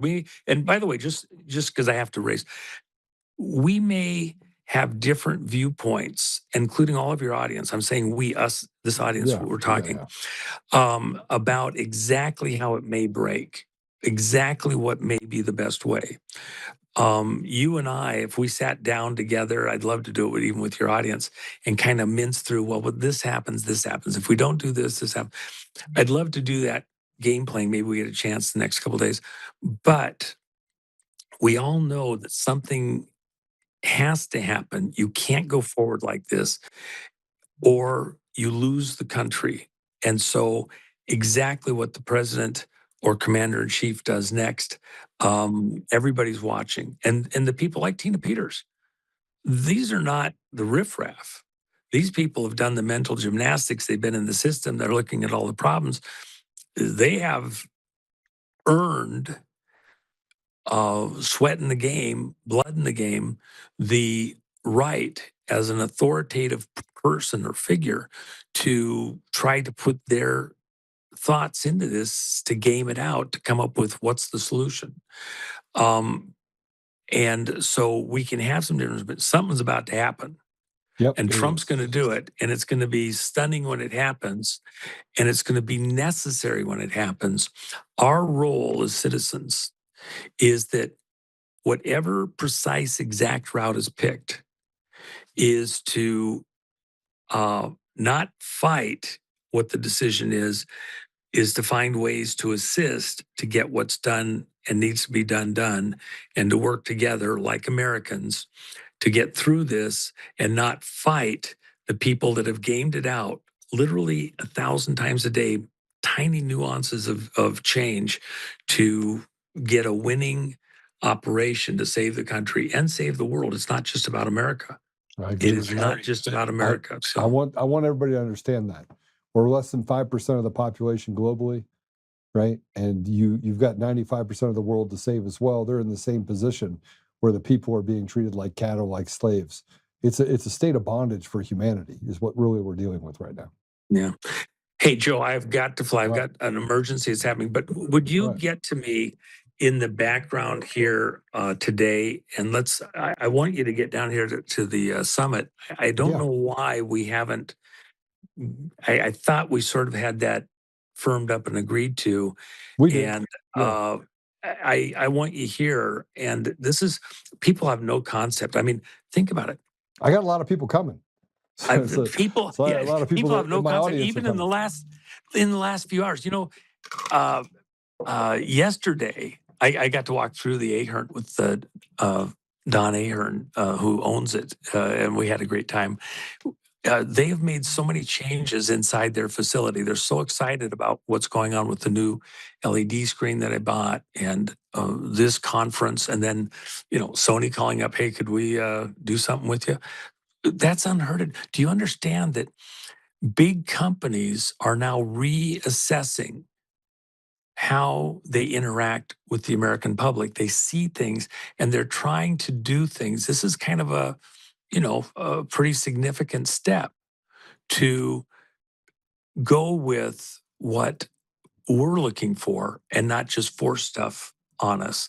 This latest movie with Jim told me, he said, this he thinks is his greatest acting job as an actor that he's ever done. And I thought the Dark Horse was pretty good, you know, and other things that he's done. He said this latest movie, Ghost Soldier, is, you know, the things he did to pull off that presentation. And he accepted the script. They said, we need an actor that'll hit the right part of the country. And so he accepted it on those terms. I think if we want to see more and similar on some of these things, people will come out, they'll watch these kind of movies, and that's what they've realized. So we want to support, you know, our kind of people, and then those big, to make this level of movie, this type of movie, it's not simple. So when a studio says, okay, we're going to work with you and try, that's a big deal. I'm looking forward to it. So you're going to get to see something that hasn't been happening in this community. How many times have we said they don't care about us? They're just going past us. Now they've had to come back. That's quite a hat tip to us as a community. And so I'm very, you know, thankful, honored, whatever, you know, the Roseanne stuff. If you haven't registered, come on. And you know, I know some people think the country's coming off the road before then. Nah, it's gonna be late October. You got some stability here still yet ahead.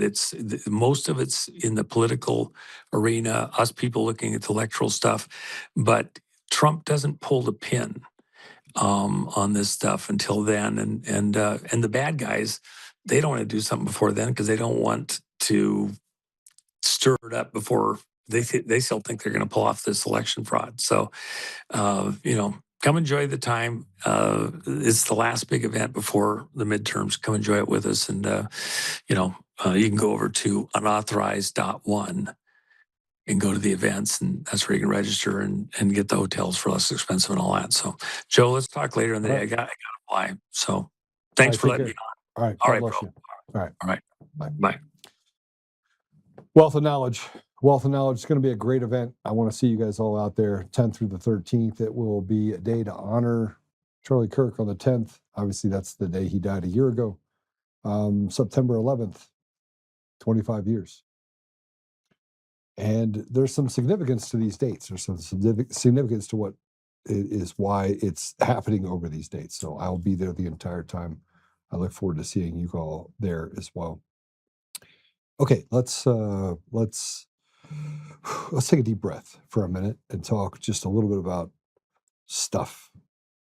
Mark Elias, by the way, is a guy that I want to talk about. He's the one that is melting down right now, and over 2 decades has been one of the treasonous traitors of our country, along with people that he's negotiated on both sides of the aisle to steal the voice of the American people.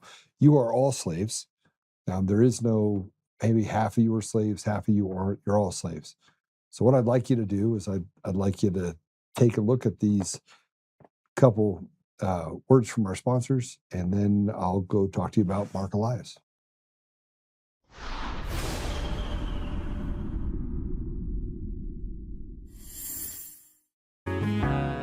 Oh, hi, I almost didn't see you there.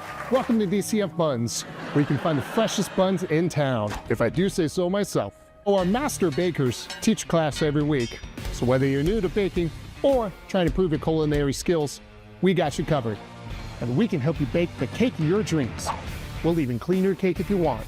And if you don't want to bake anything yourself, we have loads of fresh buns available in a variety of shapes and sizes. Check us out at dcfbuns.com to learn more. DCF Buns, we keep the buns hot and the deals hotter. Buns. In every thread, in every stitch, Honor-Bound USA weaves the fabric of the American spirit. It's not just apparel, it's a testament to God, family, and country. At Honor-Bound USA, we're a family of patriots who put our faith, family, and America first. When you visit our website, you'll find a line of products that embody our commitment to pray, stand, speak, and act. As the official site for the Untamed podcast, all of our products proclaim speaking the truth with courage. We also have the powerful documentary from Professor David Clements, Let My People Go. Identify yourself as one of the few who are willing to stand for what they believe in. Join the Honor-Bound USA family today. Wear it as a badge of honor, commitment to the values that shape us, and a pledge to the bright future we will build together. Because when you're honor-bound, you're not just wearing a brand, you're embodying a lifestyle.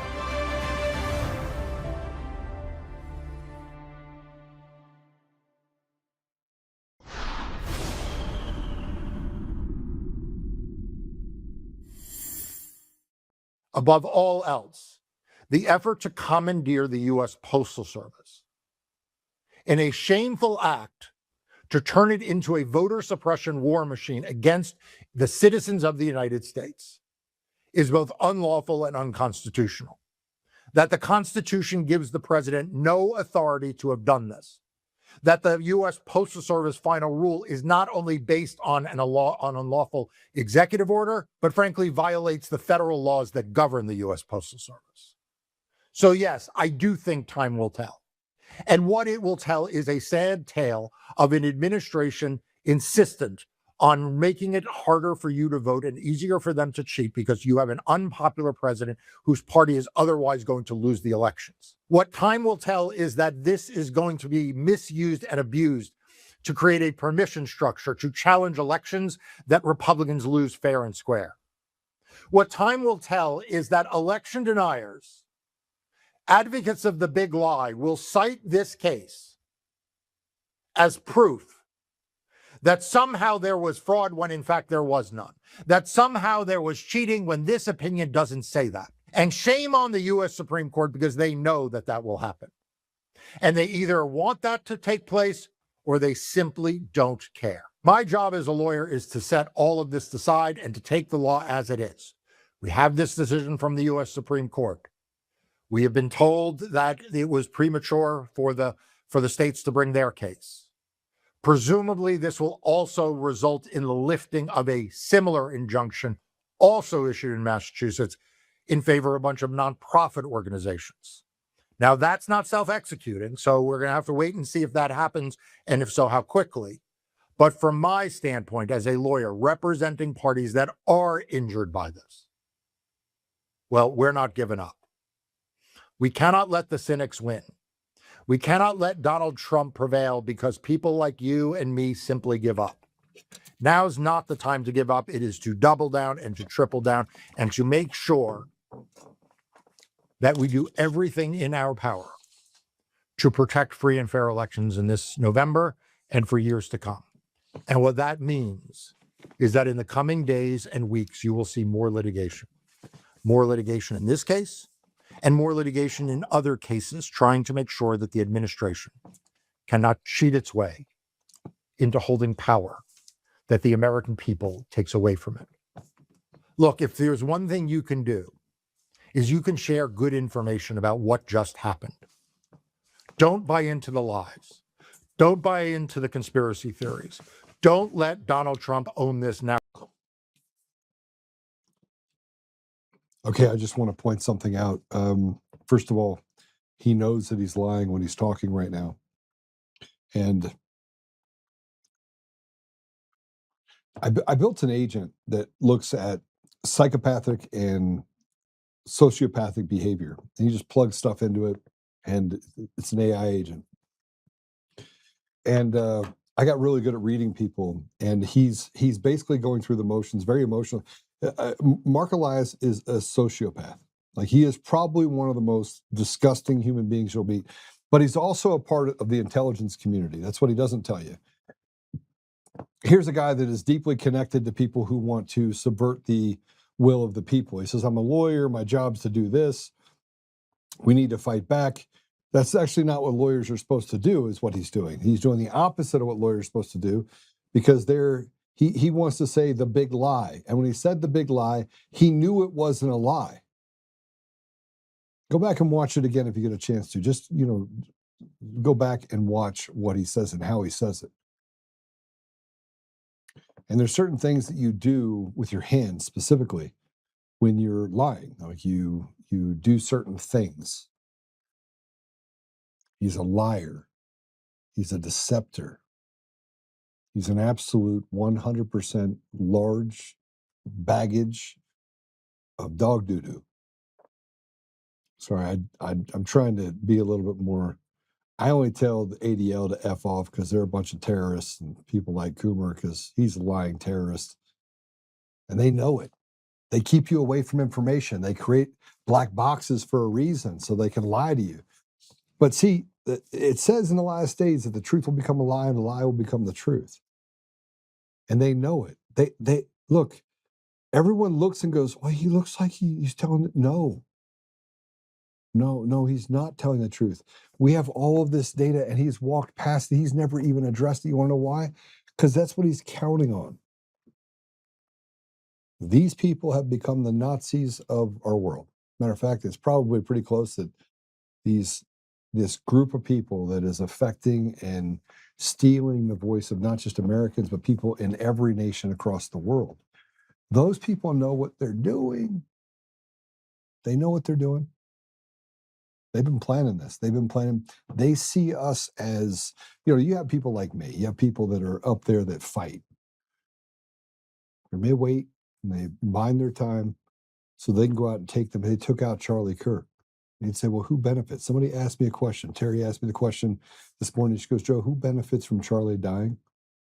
And I go, the problem is that if you ask that question and you look holistically at all the things that Charlie was involved in, the things that he said, and especially the things that he did in the 3 months leading up to his death, all of the people that you could draw a conclusion to, Antifa wasn't one of them. See, Antifa didn't benefit from the death of Charlie Kirk, but I know who did. Yesterday, when we were talking about General Holt, and he talked about I went back and I started looking again at ballistics, and it brought me back to the Fold AR guy that gave a man named Victor Marks, where I guess they stole the gun or took the gun, a foldable AR 300 Blackout. And I keep thinking to myself, man, if anything was going to do the damage that was done to Charlie like that with a bullet, it's that. And if you check the sound, you go look it up, man. I don't want to. And here's the part that I want you to understand. I don't actually care who killed Charlie. Charlie's dead. He's with Jesus. The bottom line is Seth Rich died because they wanted to cover things up. You could walk down the line, Martin Luther King, even back to Abraham Lincoln. They used death and intimidation, and they've been using these bully sticks for a long time. The devil's been at work. But Charlie died. And there are people that became pariahs for standing up for Charlie. People that became pariahs for saying the country is not on the right track. And this is where I get into who's right. Who's right? President Trump right? He's pretty upset at certain people that were on his side, that they wouldn't have been elected without these people. And the list is long. Elon Musk, Tucker Carlson, these are people that found themselves acting or saying to themselves, am I the useful idiot? And this is how I know that President Trump may say stuff about certain people, but he somewhat doesn't mean it. He takes shots at people sometimes. Or maybe he does mean it. Maybe I'm reading the room wrong. But Tucker Carlson had a sit down with the former border chief, Ovino. And what I got out of this is kind of scary. And I said this before that, after watching Tucker Carlson and specifically after watching Tucker and walking through, I watch his videos, right? So you guys can say whatever you want. You don't have to like Tucker. You can say he's fallen off his rocker. He hasn't fallen off any rocker. He is awake. Now, everything he sees is he questions everything. And should he? Yeah. Does his family have ties to the CIA? Yep. Yeah. Because you don't even get to the position where you're able to do what President Trump has done unless you come from institutionally a background.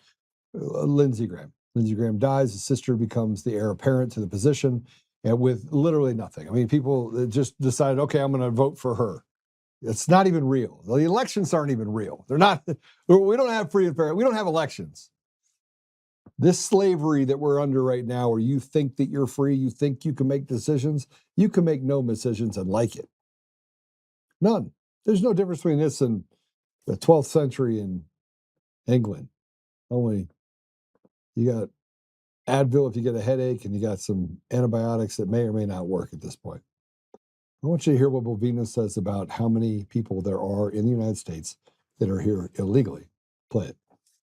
So just to kind of set it in context, what is the state of illegal immigration in the United States today, to the extent that we know? Like, how many illegal immigrants live in the United States? How many have been deported since Trump got elected, et cetera? Like, where are we? Tucker, thanks for having me. It's good to see you. Of course. State of illegal immigration, one word comes to mind, that's catastrophe. Right now in the United States, I've got the number at 107 million illegal aliens currently residing with impunity, I might add, in the United States today. 107 million? 107 million, 1/4 of the population. We've got 330,000 approximately American citizens. Add another 107 million onto that. I think you can look around in any state, any region, or any city in the United States, if you're just a regular American citizen, and say, well, you know what? There's an awful lot of illegal aliens and foreigners in our country. Yeah, I mean, it's a completely different country because it's got a completely different population, and you're discouraged from saying that for some reason. People are bullied into silence on the question, but I mean, it's not the same country. It's not even close. And, better in some ways, worse in a lot of ways, but it's totally different. And I assume that was mostly because of legal immigration, but 107 million illegal? Illegal, the ones that came right across that border, and not only over the past few years under the Biden administration, but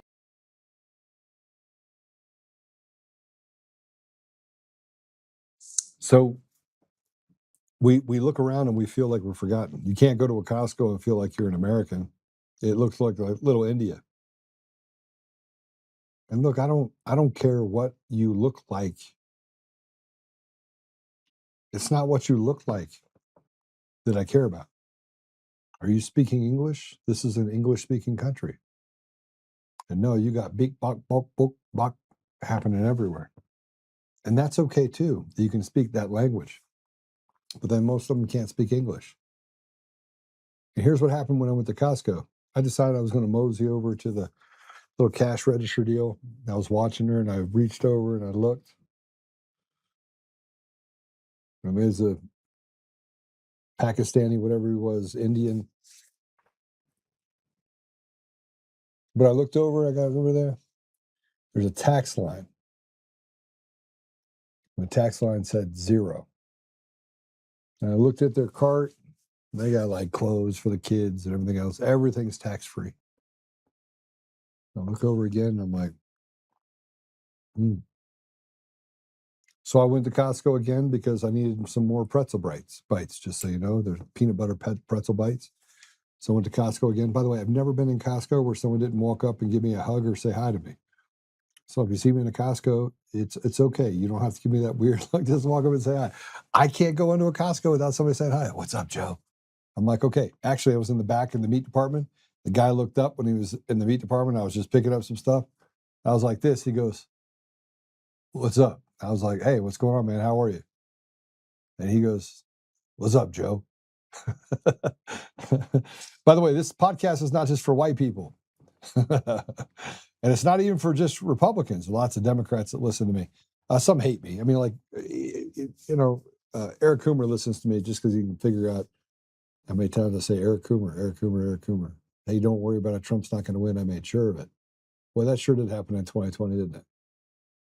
And since then, since President Trump was elected in 2024, we're on a roll. We've lost everything. Why? Because they're just stealing elections like crazy. Elections aren't even real. They're not even real. They're rigged.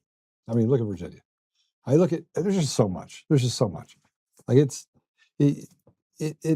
doesn't even, it flies in the face of, I mean, look at Spencer Pratt.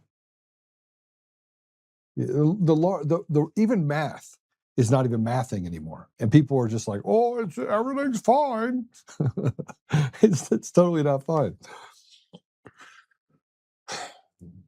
But every time I go back in there, and I went back into the Costco, just get back to this, and I would just decide to walk back around again. And I look at the screen, different couple. It's not the same bebop, bop, Punjabi Bob. Not the same one, different one. I look back over that because you have the screen on one side and you got the thing on the other.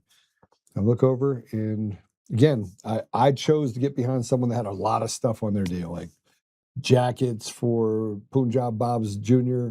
and all that stuff. And they got like sodas, and then they have food, and spice. I mean, look, it looked like a smorgasbord, right, of stuff that they had. I think they had like a karaoke thing in it. And I look over, and there's a tax line, $0. Not only do these people come here and they take everything from us, but they don't pay taxes. They don't contribute anything to society. And the people that do contribute are the Americans, people that have been here generationally, that treated like secondhand citizens in their own country while they're told you're on stolen land, and all the other horse shit that gets told by retards and whatever you want to call the rest of these people that are terrorists in our society, that steal our elections and do these things. No taxes. So every time you go to pay taxes, you pay taxes for everyone, because you're the one carrying the weight of 100 people in your community. You think you're 56 cents on the dollar is about the 56 cents. It's not. It's about taking everything from you and giving you nothing in return. No promise of anything. Here, Social Security will give you a couple $1,000. You paid into it for 80 years, put in millions of dollars. Doesn't matter. Doesn't matter. Here's Greg talking about how a young person once told him that young people don't know America. Everything was different. We finally had hope. You're not getting that now from people that are actually up against illegal immigration, most especially, and this is key here, our young people. Those young conservatives, wow. Now there are a bunch of individuals that are seeing this. I get more comments and more rhetoric from them than anybody I have ever seen. Yeah. They are not happy. Their future, they understand, is being taken away. It has been taken away. And Tucker, something very powerful here. One of those young conservatives came up to me and said, we've only heard stories of America. We've only heard the story of America. I'm like, what do you mean, the story of America? We are America. There's no story. He goes, we don't know what America is. People like you tell us what America, people like Tucker say, this is what America used to be like. We've only heard the story of America. That was the most powerful thing I've ever heard. Being a Border Patrol agent, is this young person that doesn't even know what real America is, because it's been taken from them. A lot of it through illegal immigration. And, they better wake up. Some of these people that have betrayed us, some of those gatekeepers that I just talked to, better wake up, because there's a lot of pissed off people out there, especially the young. They did a big part in ensuring that there was somebody in office that would take care of immigration. Very unhappy campers right now, and I don't blame them a bit. They should be unhappy, and they are sharpening spears, dancing around the campfire right now. They have every reason to.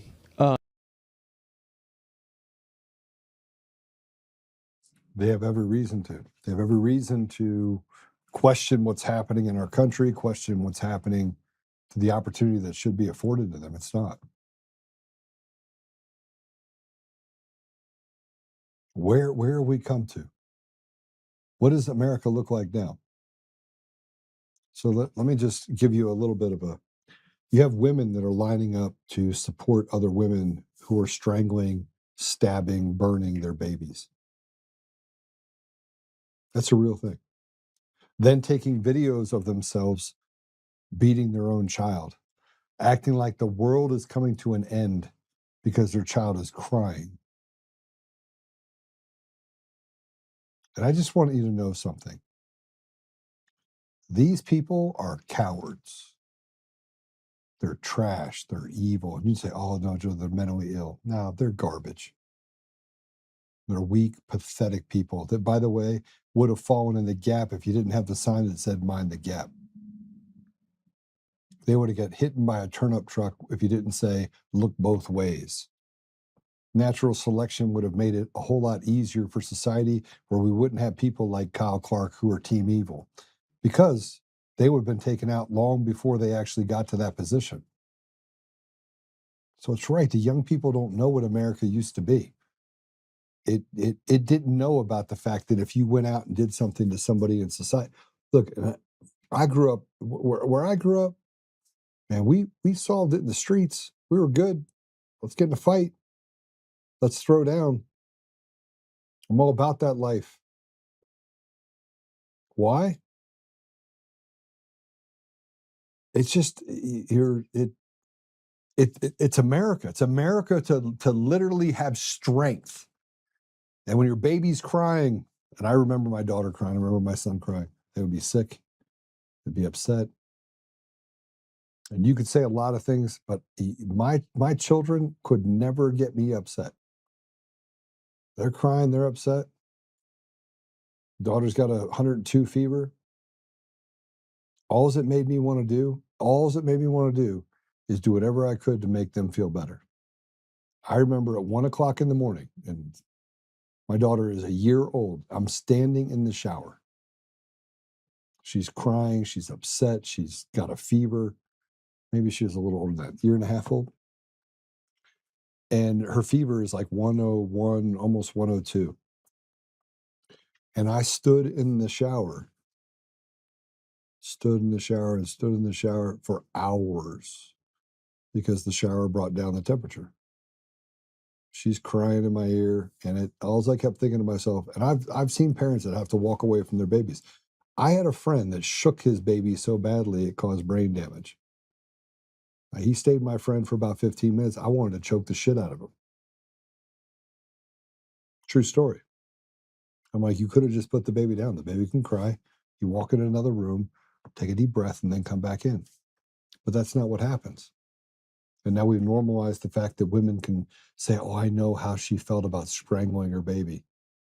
You pathetically weak piece of shit.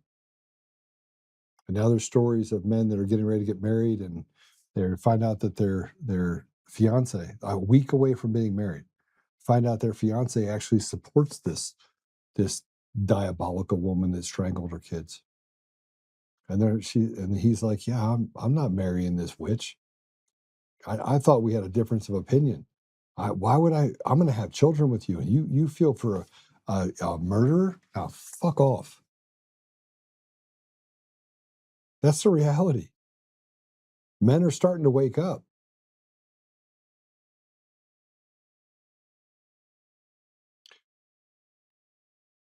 You need to understand where we are, 20%, 30%, 50, or is it 58%, 51% of America, 54%? Hold on, I need to find this out. Let me do this really quick. Let me pull my notes on this. Okay, over 50% of the American people can't read past the 6th grade level. You want to know why? Because you got a bunch of Punjab Bobs and you got a bunch of retards that live here. And they've destroyed the education system in the inner city. And they've said, hey, we're here to help you. It's the white people in the suburbs that actually have an education. They're the problem. You got women that are, I mean, you can walk down a list of the things that these retards like Mark Elias are putting in front of you. Everything's normal. No, everything's normal. Men think that they're women. No big deal. Have them compete in women's sports. Marginalized, normal, straight women. And the only people that don't support that, like you look at the WNBA, Man, you know what that is? That's like they should call it like the Devil's Basketball Association. Because you get someone that's actually a good person, Caitlin Cart, Sophia Cunningham, they're just ostracized. And you got these, I don't even know what you'd call them, disgusting people. And those are people that, I mean, it's like the woman that killed her babies. There's somewhere along the line it's acceptable. Do you not see it? Does anybody see it? Is this just me? It must be just me. And now kids getting out of school have no possibility of buying their own home. How are you going to buy your own home? Hell, you can't even, the people that own them can't even sell them. I mean, interest rates are through the roof. If you wanted to destroy a society, we're on a pretty good trajectory. We're not in a good place. And you'd be hard pressed to figure out that you can get out there and take care of business. I'm going to show you something really quick. Political violence has become normalized. Everything that would be shouldn't be. And there's two videos. There's a video I want you to, this is in Denver, okay? So you got the mayor of Denver and you got the attorney general, you got everyone else talking about the fact that they don't want to disenfranchise people for voting because they want to continue this. I want to show you what is happening in Denver, in one of the most prominent parts of downtown Denver. I want to show this to you. Play that video first. Can we play that video first? Want to play it?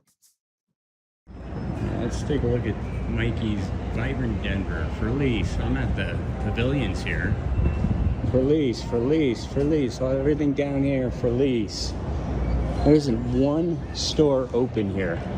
That's empty. That's empty down there. There's nobody here. Lunchtime on a Thursday. For lease. For lease. This is for lease too. This is vacant. This is nuts. There's nobody here. There's nobody there. Vacant. They left. This place is empty. This is for lease too. Holy cow. Unbelievable.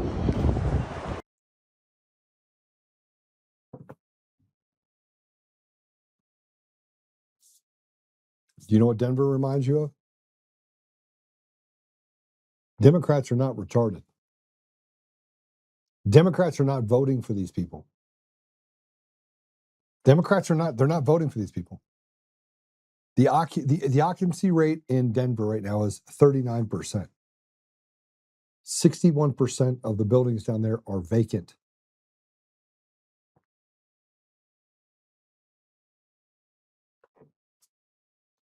But Weiser gets on there and he says that all Democrats are going to vote for me. Do you believe that? How can you look at the outcome variable and think that Democrats are retarded? They're not. They're not retarded. A vast majority of them don't believe in any of this trans, whatever you want to call it. It's not real. It's not real. A certain portion of our population has lost their mind. Yes, 15, 20%. Yes, maybe it's that high. I don't think it is. Everyone else is not voting for a Phil Weiser, is not voting for Democrat policies, not just in Colorado, but around the country. It's not possible. You can't talk to a police officer and them say everything's normal, everything feels right. You can't talk to a lawyer that says the judiciary is not rotted completely to the core. You see what I'm saying here? I mean, this is not normal. But you have people on the left, you have influencers that say they're on the right. Trust us, bro. Trust us. The elections are fine. Trust us, bro. Everything's good. Gas prices are $5 a gallon. Trust us, bro. Let's bring in outside beef while we basically shit on the people that actually have beef in our country.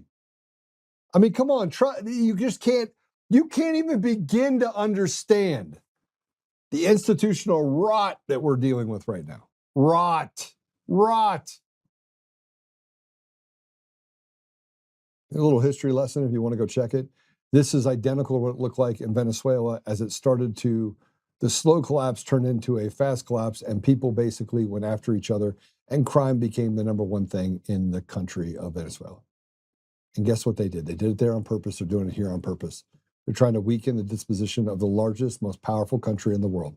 And the American people are watching as 107 million illegals are all over it. And I'm going to tell you something else that I know is happening. I said I was on a phone call this morning and I walked through this. Mark my words. You guys think that Iran doesn't have soldiers in the United States? You think the Mexican cartel doesn't? They did. They would just push them out. You don't think that mosques have secret meetings behind doors? You think for any reason that the FBI is smart enough or they care enough or they're not a part of it, that they're not literally, that these people, by the way, I know this for a fact. I've been all over the world. Here's what I'm going to tell you about Muslim extremists. Yes, you have the ones that are stupid that use cell phones and Snapchats and everything else that they're going to get caught. You want to know why? Because the NSA, there's nothing secure. Nothing is secure. There's 20 million cameras around the United States on every corner long before Flock even showed up.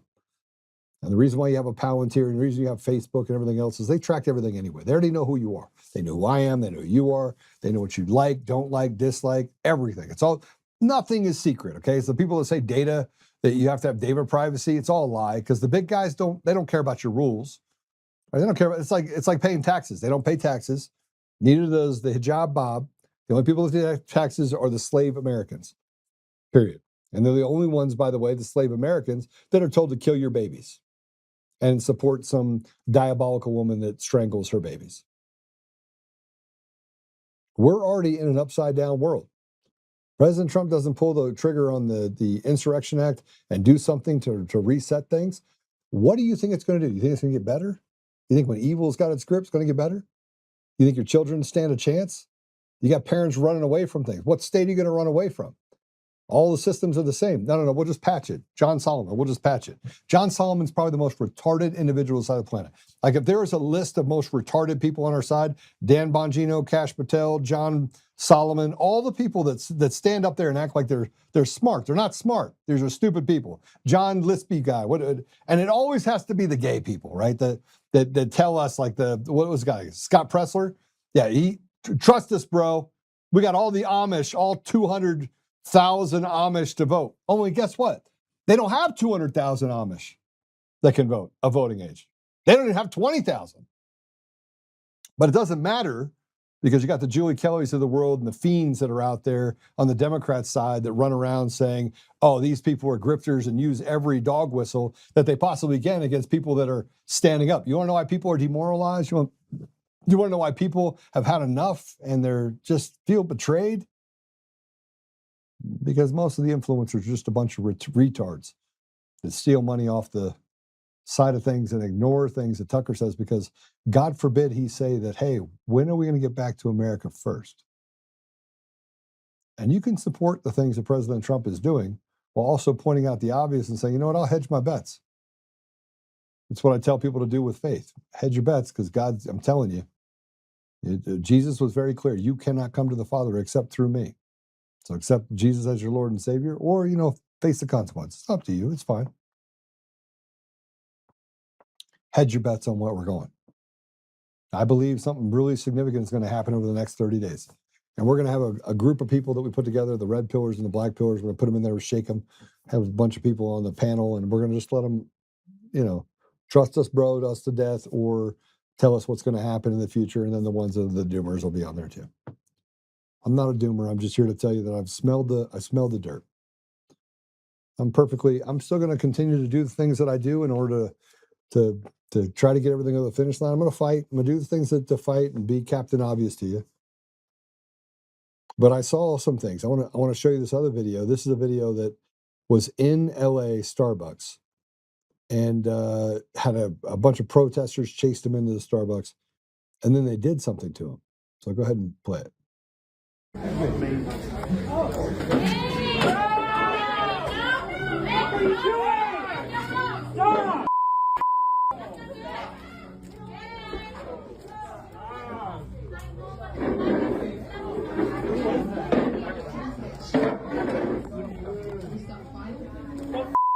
with you people. You got it. Go. Hey, stop! Stop! Stop! Hey, stop! You gonna call the police now, bud? Okay. There's a lot of people here. Hey! Hey, leave him alone! Y'all support MAGA? Y'all support MAGA?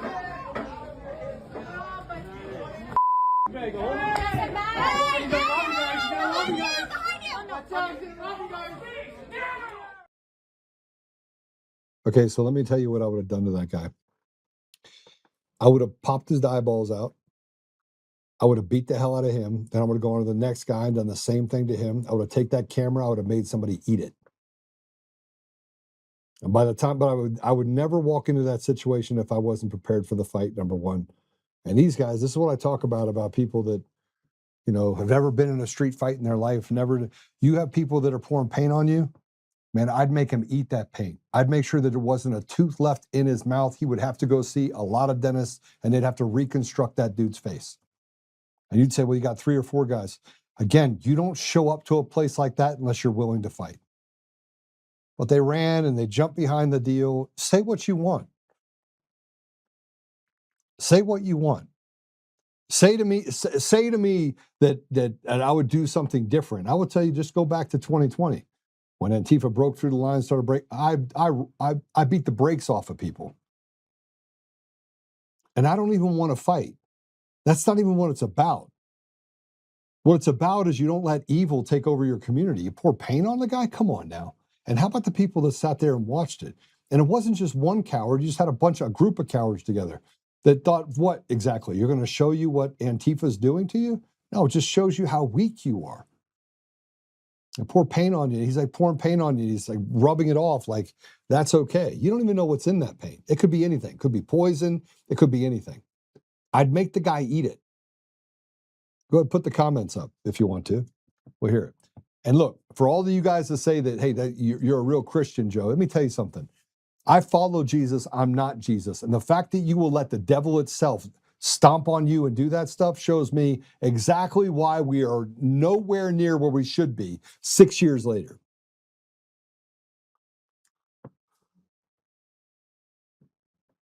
Warrior Gal said, we have Hamas in my community yesterday. They had a march all through the Jewish community.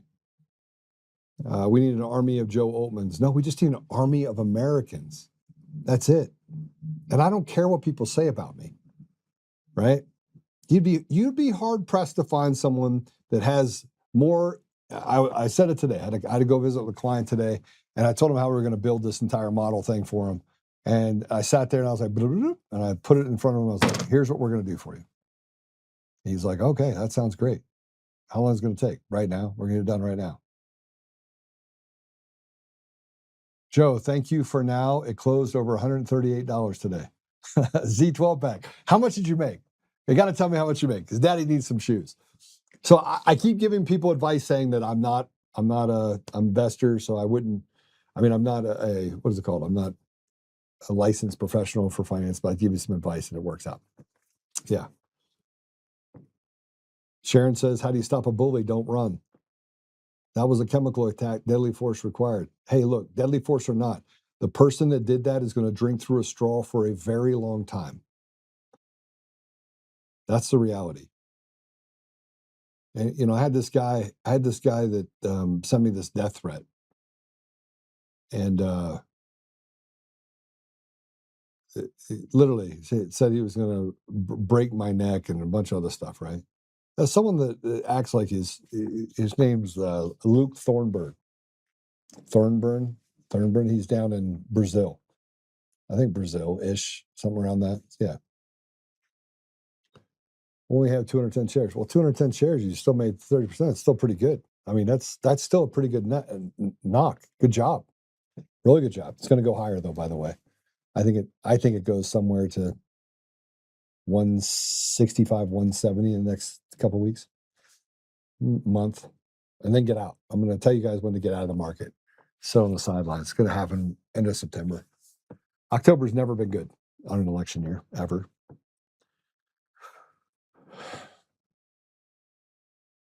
I fear the complexity method of which this country's blown conquered surpasses the cognitive ability of most people. It ain't checkers, it's beyond chess, and tech oligarchs hold all the pieces. Diamond clarity, that is probably the most concise thing that I've ever seen out there before. That's very true. Very, very true. Surveillance cameras everywhere to see where you go, when you go. It's ridiculous. They've destroyed our community. Yes, they have. And once you understand that, you can't get upset anymore. Like, I'm not upset. I'm fine. I'm totally fine. I'm not totally fine that I got hit by a hailstorm yesterday. That sucked. Anarcho-tyranny. Anyway, this guy sent me all these death threats. I was like, hey, just stop talking to me. And then he told me that I'm 5 feet tall, which is crazy. And I'm like, oh, I'm 6'2". And then he said, you're old. And I was like, yeah, that's what the last guy said. These guys, seriously, these people that get out there and pour paint on people and do the things that they do, it only takes one time. They've never been taught a lesson. And you should never walk into a situation where you're not deep, either deep in the ability to take out 2 or 3 people, or deep in the ability to make sure that you have 2 or 3 people with you that can make sure you can take out those 2 or 3 people. Good for you, Jeff. It might muffle the sound. Might do that for sure. Okay. And so, yeah, maybe this is me getting upset. This is my upsetness of watching people do what they just did to this guy. And if you're watching that and you're like letting it happen, this is that pacifist mentality. Get out of here. You want to know why we get conquered? Because you got a bunch of pussies that walk around saying that, oh, are you MAGA? No, I'm an American. And I will literally beat the brakes off of you if you try to hurt another one of my American brothers and sisters. Same thing that happened last week or the week before. I went out there, blue-haired, whatever you want to call it, was being abused by someone else that was basically accosting her. I walked down and said, look, beat it. He didn't want to beat it, so we made him beat it. And she was obviously a radical leftist, obviously. Mentally ill, probably. And I still stood up for her because what he was doing was wrong. He shouldn't be hurting another American. By the way, a block away, 2 police officers standing on the corner watching the whole thing happen. You think they were going to do something? No. Why would they? Why would they? I mean, this is what our country has become. What happened in Denver, it's not isolated to just Denver. It's every community. Every community. I'm just going to tell you that if you want to be prepared, yeah, if you're going to wear the hat, be cowboy enough to back it up. Yeah. Someone said this to me. I want to bring this up again.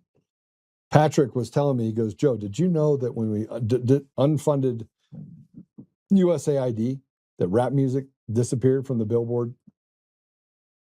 True story. I also want you to know something else that's really disturbing. And you probably didn't know this, but I'm going to tell you some things that I think you should know. 35% of the country is on GLP-1s. 35%. Do we know anything about GLP-1s? Anything at all? I mean, look, it's gotten to the point now where I don't even trust the food supply. I certainly am not going to put anything they put in my body. I'm not going to do that either. Yeah, they have lied to us about everything called ivermectin, horse paste. The media has lied about everything. 35% of our population is on GLP-1s. Food stamp programs and everything else is drying up in certain areas, which is causing supermarkets that like Save-A-Lots that service the underprivileged to basically hemorrhage. You got bodegas in New York City that are being replaced by supermarkets that are owned by the city. Can you tell me something? In what part of the world can you not envision going back to bread lines where they have done so much damage to people? Every business shuts down, people don't have jobs, and all you're left for is sitting in a bread line hoping that somewhere along the line they can feed you. Because I'm going to tell you something else. That's what's happening right now. They're doing that in the United States currently. That's what we're dealing with. I don't think that that's the case. I know that that's the case. I've seen this before. What they would do to the poorest among us, they're going to do to you. So if you think that you're going to make it out of this without fighting, man, go ahead. Keep simping along and thinking somewhere along the DOD created Facebook social media experiment was done for your own good, because it's not. And here's the thing that happens out the other side. This is my black pill moment. This is the thing where I want you to take it with you. If everything is on electronics, and by the way, I'm in tech. I understand it very well. But if everything is that environment and they turn it off, do you have any institutional knowledge that's still on paper? Something to think about. MMA, make men muscular again. I agree with that. Make men manly again. How about just make men courageous again? MMCA. All right. Sorry to leave you with that, but that's a lot. All right. Father God, thank you for truth. It is so hard to swallow at times. It's even harder to utter. It's difficult to take it all in and figure out that, or not see to yourself that it's not hopeless. And Father, yet we know it's not.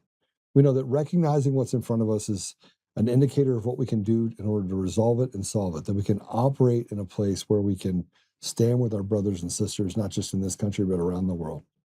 And we can do things to actually take back our community and to instill and restore you to the very walk of life, what we do as Americans.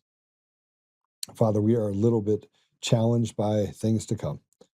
And we saw how things happened in 2024. President Trump was elected. But everywhere we turn, we find ourselves saying, if only this will happen, if only this will happen, if only this will happen. But Father, we know that things are not happening the way it should, or that we think they should.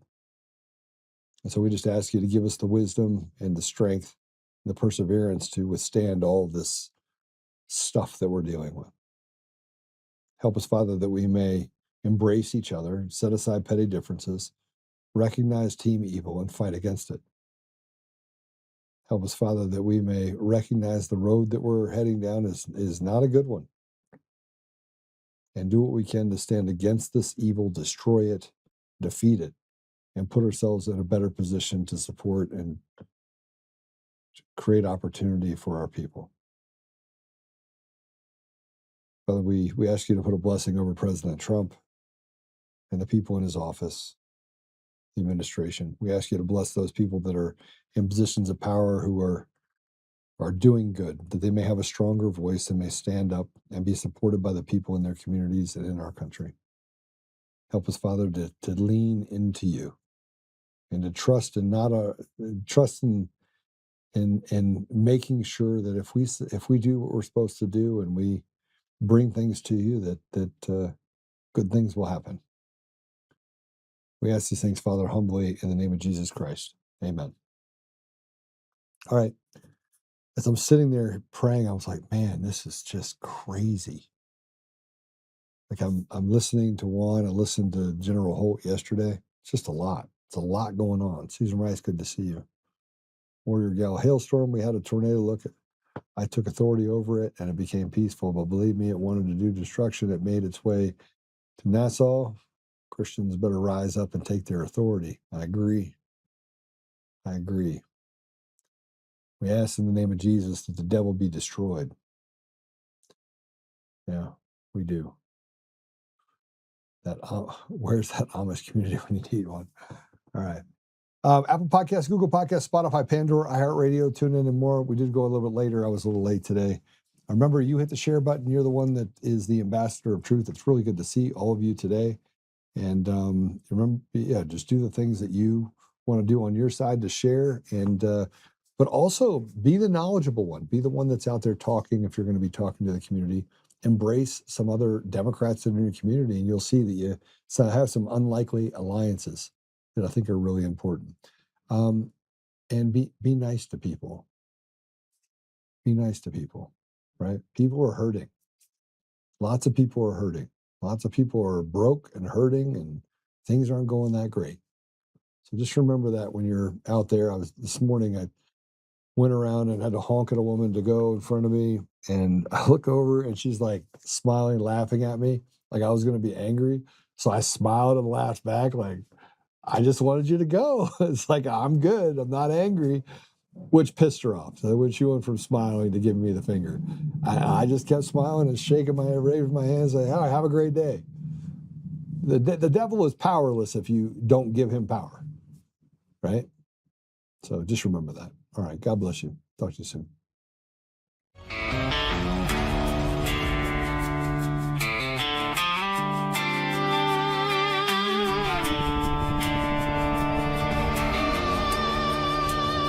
Rise up untamed in the heart of the fire where the wild ones roam. Joe Oltmann's calling, bringing truth back home. From conservative daily to this untamed fire, we shatter the silence, lifting spirits higher. No chains can hold us, no lies can prevail. Authentic and fearless on this rugged trail. Patriots gather under stars and stripes. Untamed nation, igniting the night. Untamed nation, let the truth roll out in this land of the free. Standing proud from sea to shining sea, we won't back down. Catch the fire, wear the crown. Untamed nation, it's our battle song, motivating hearts where the brave belong. Yeah, untamed and wild, forever strong. Play it again all night long.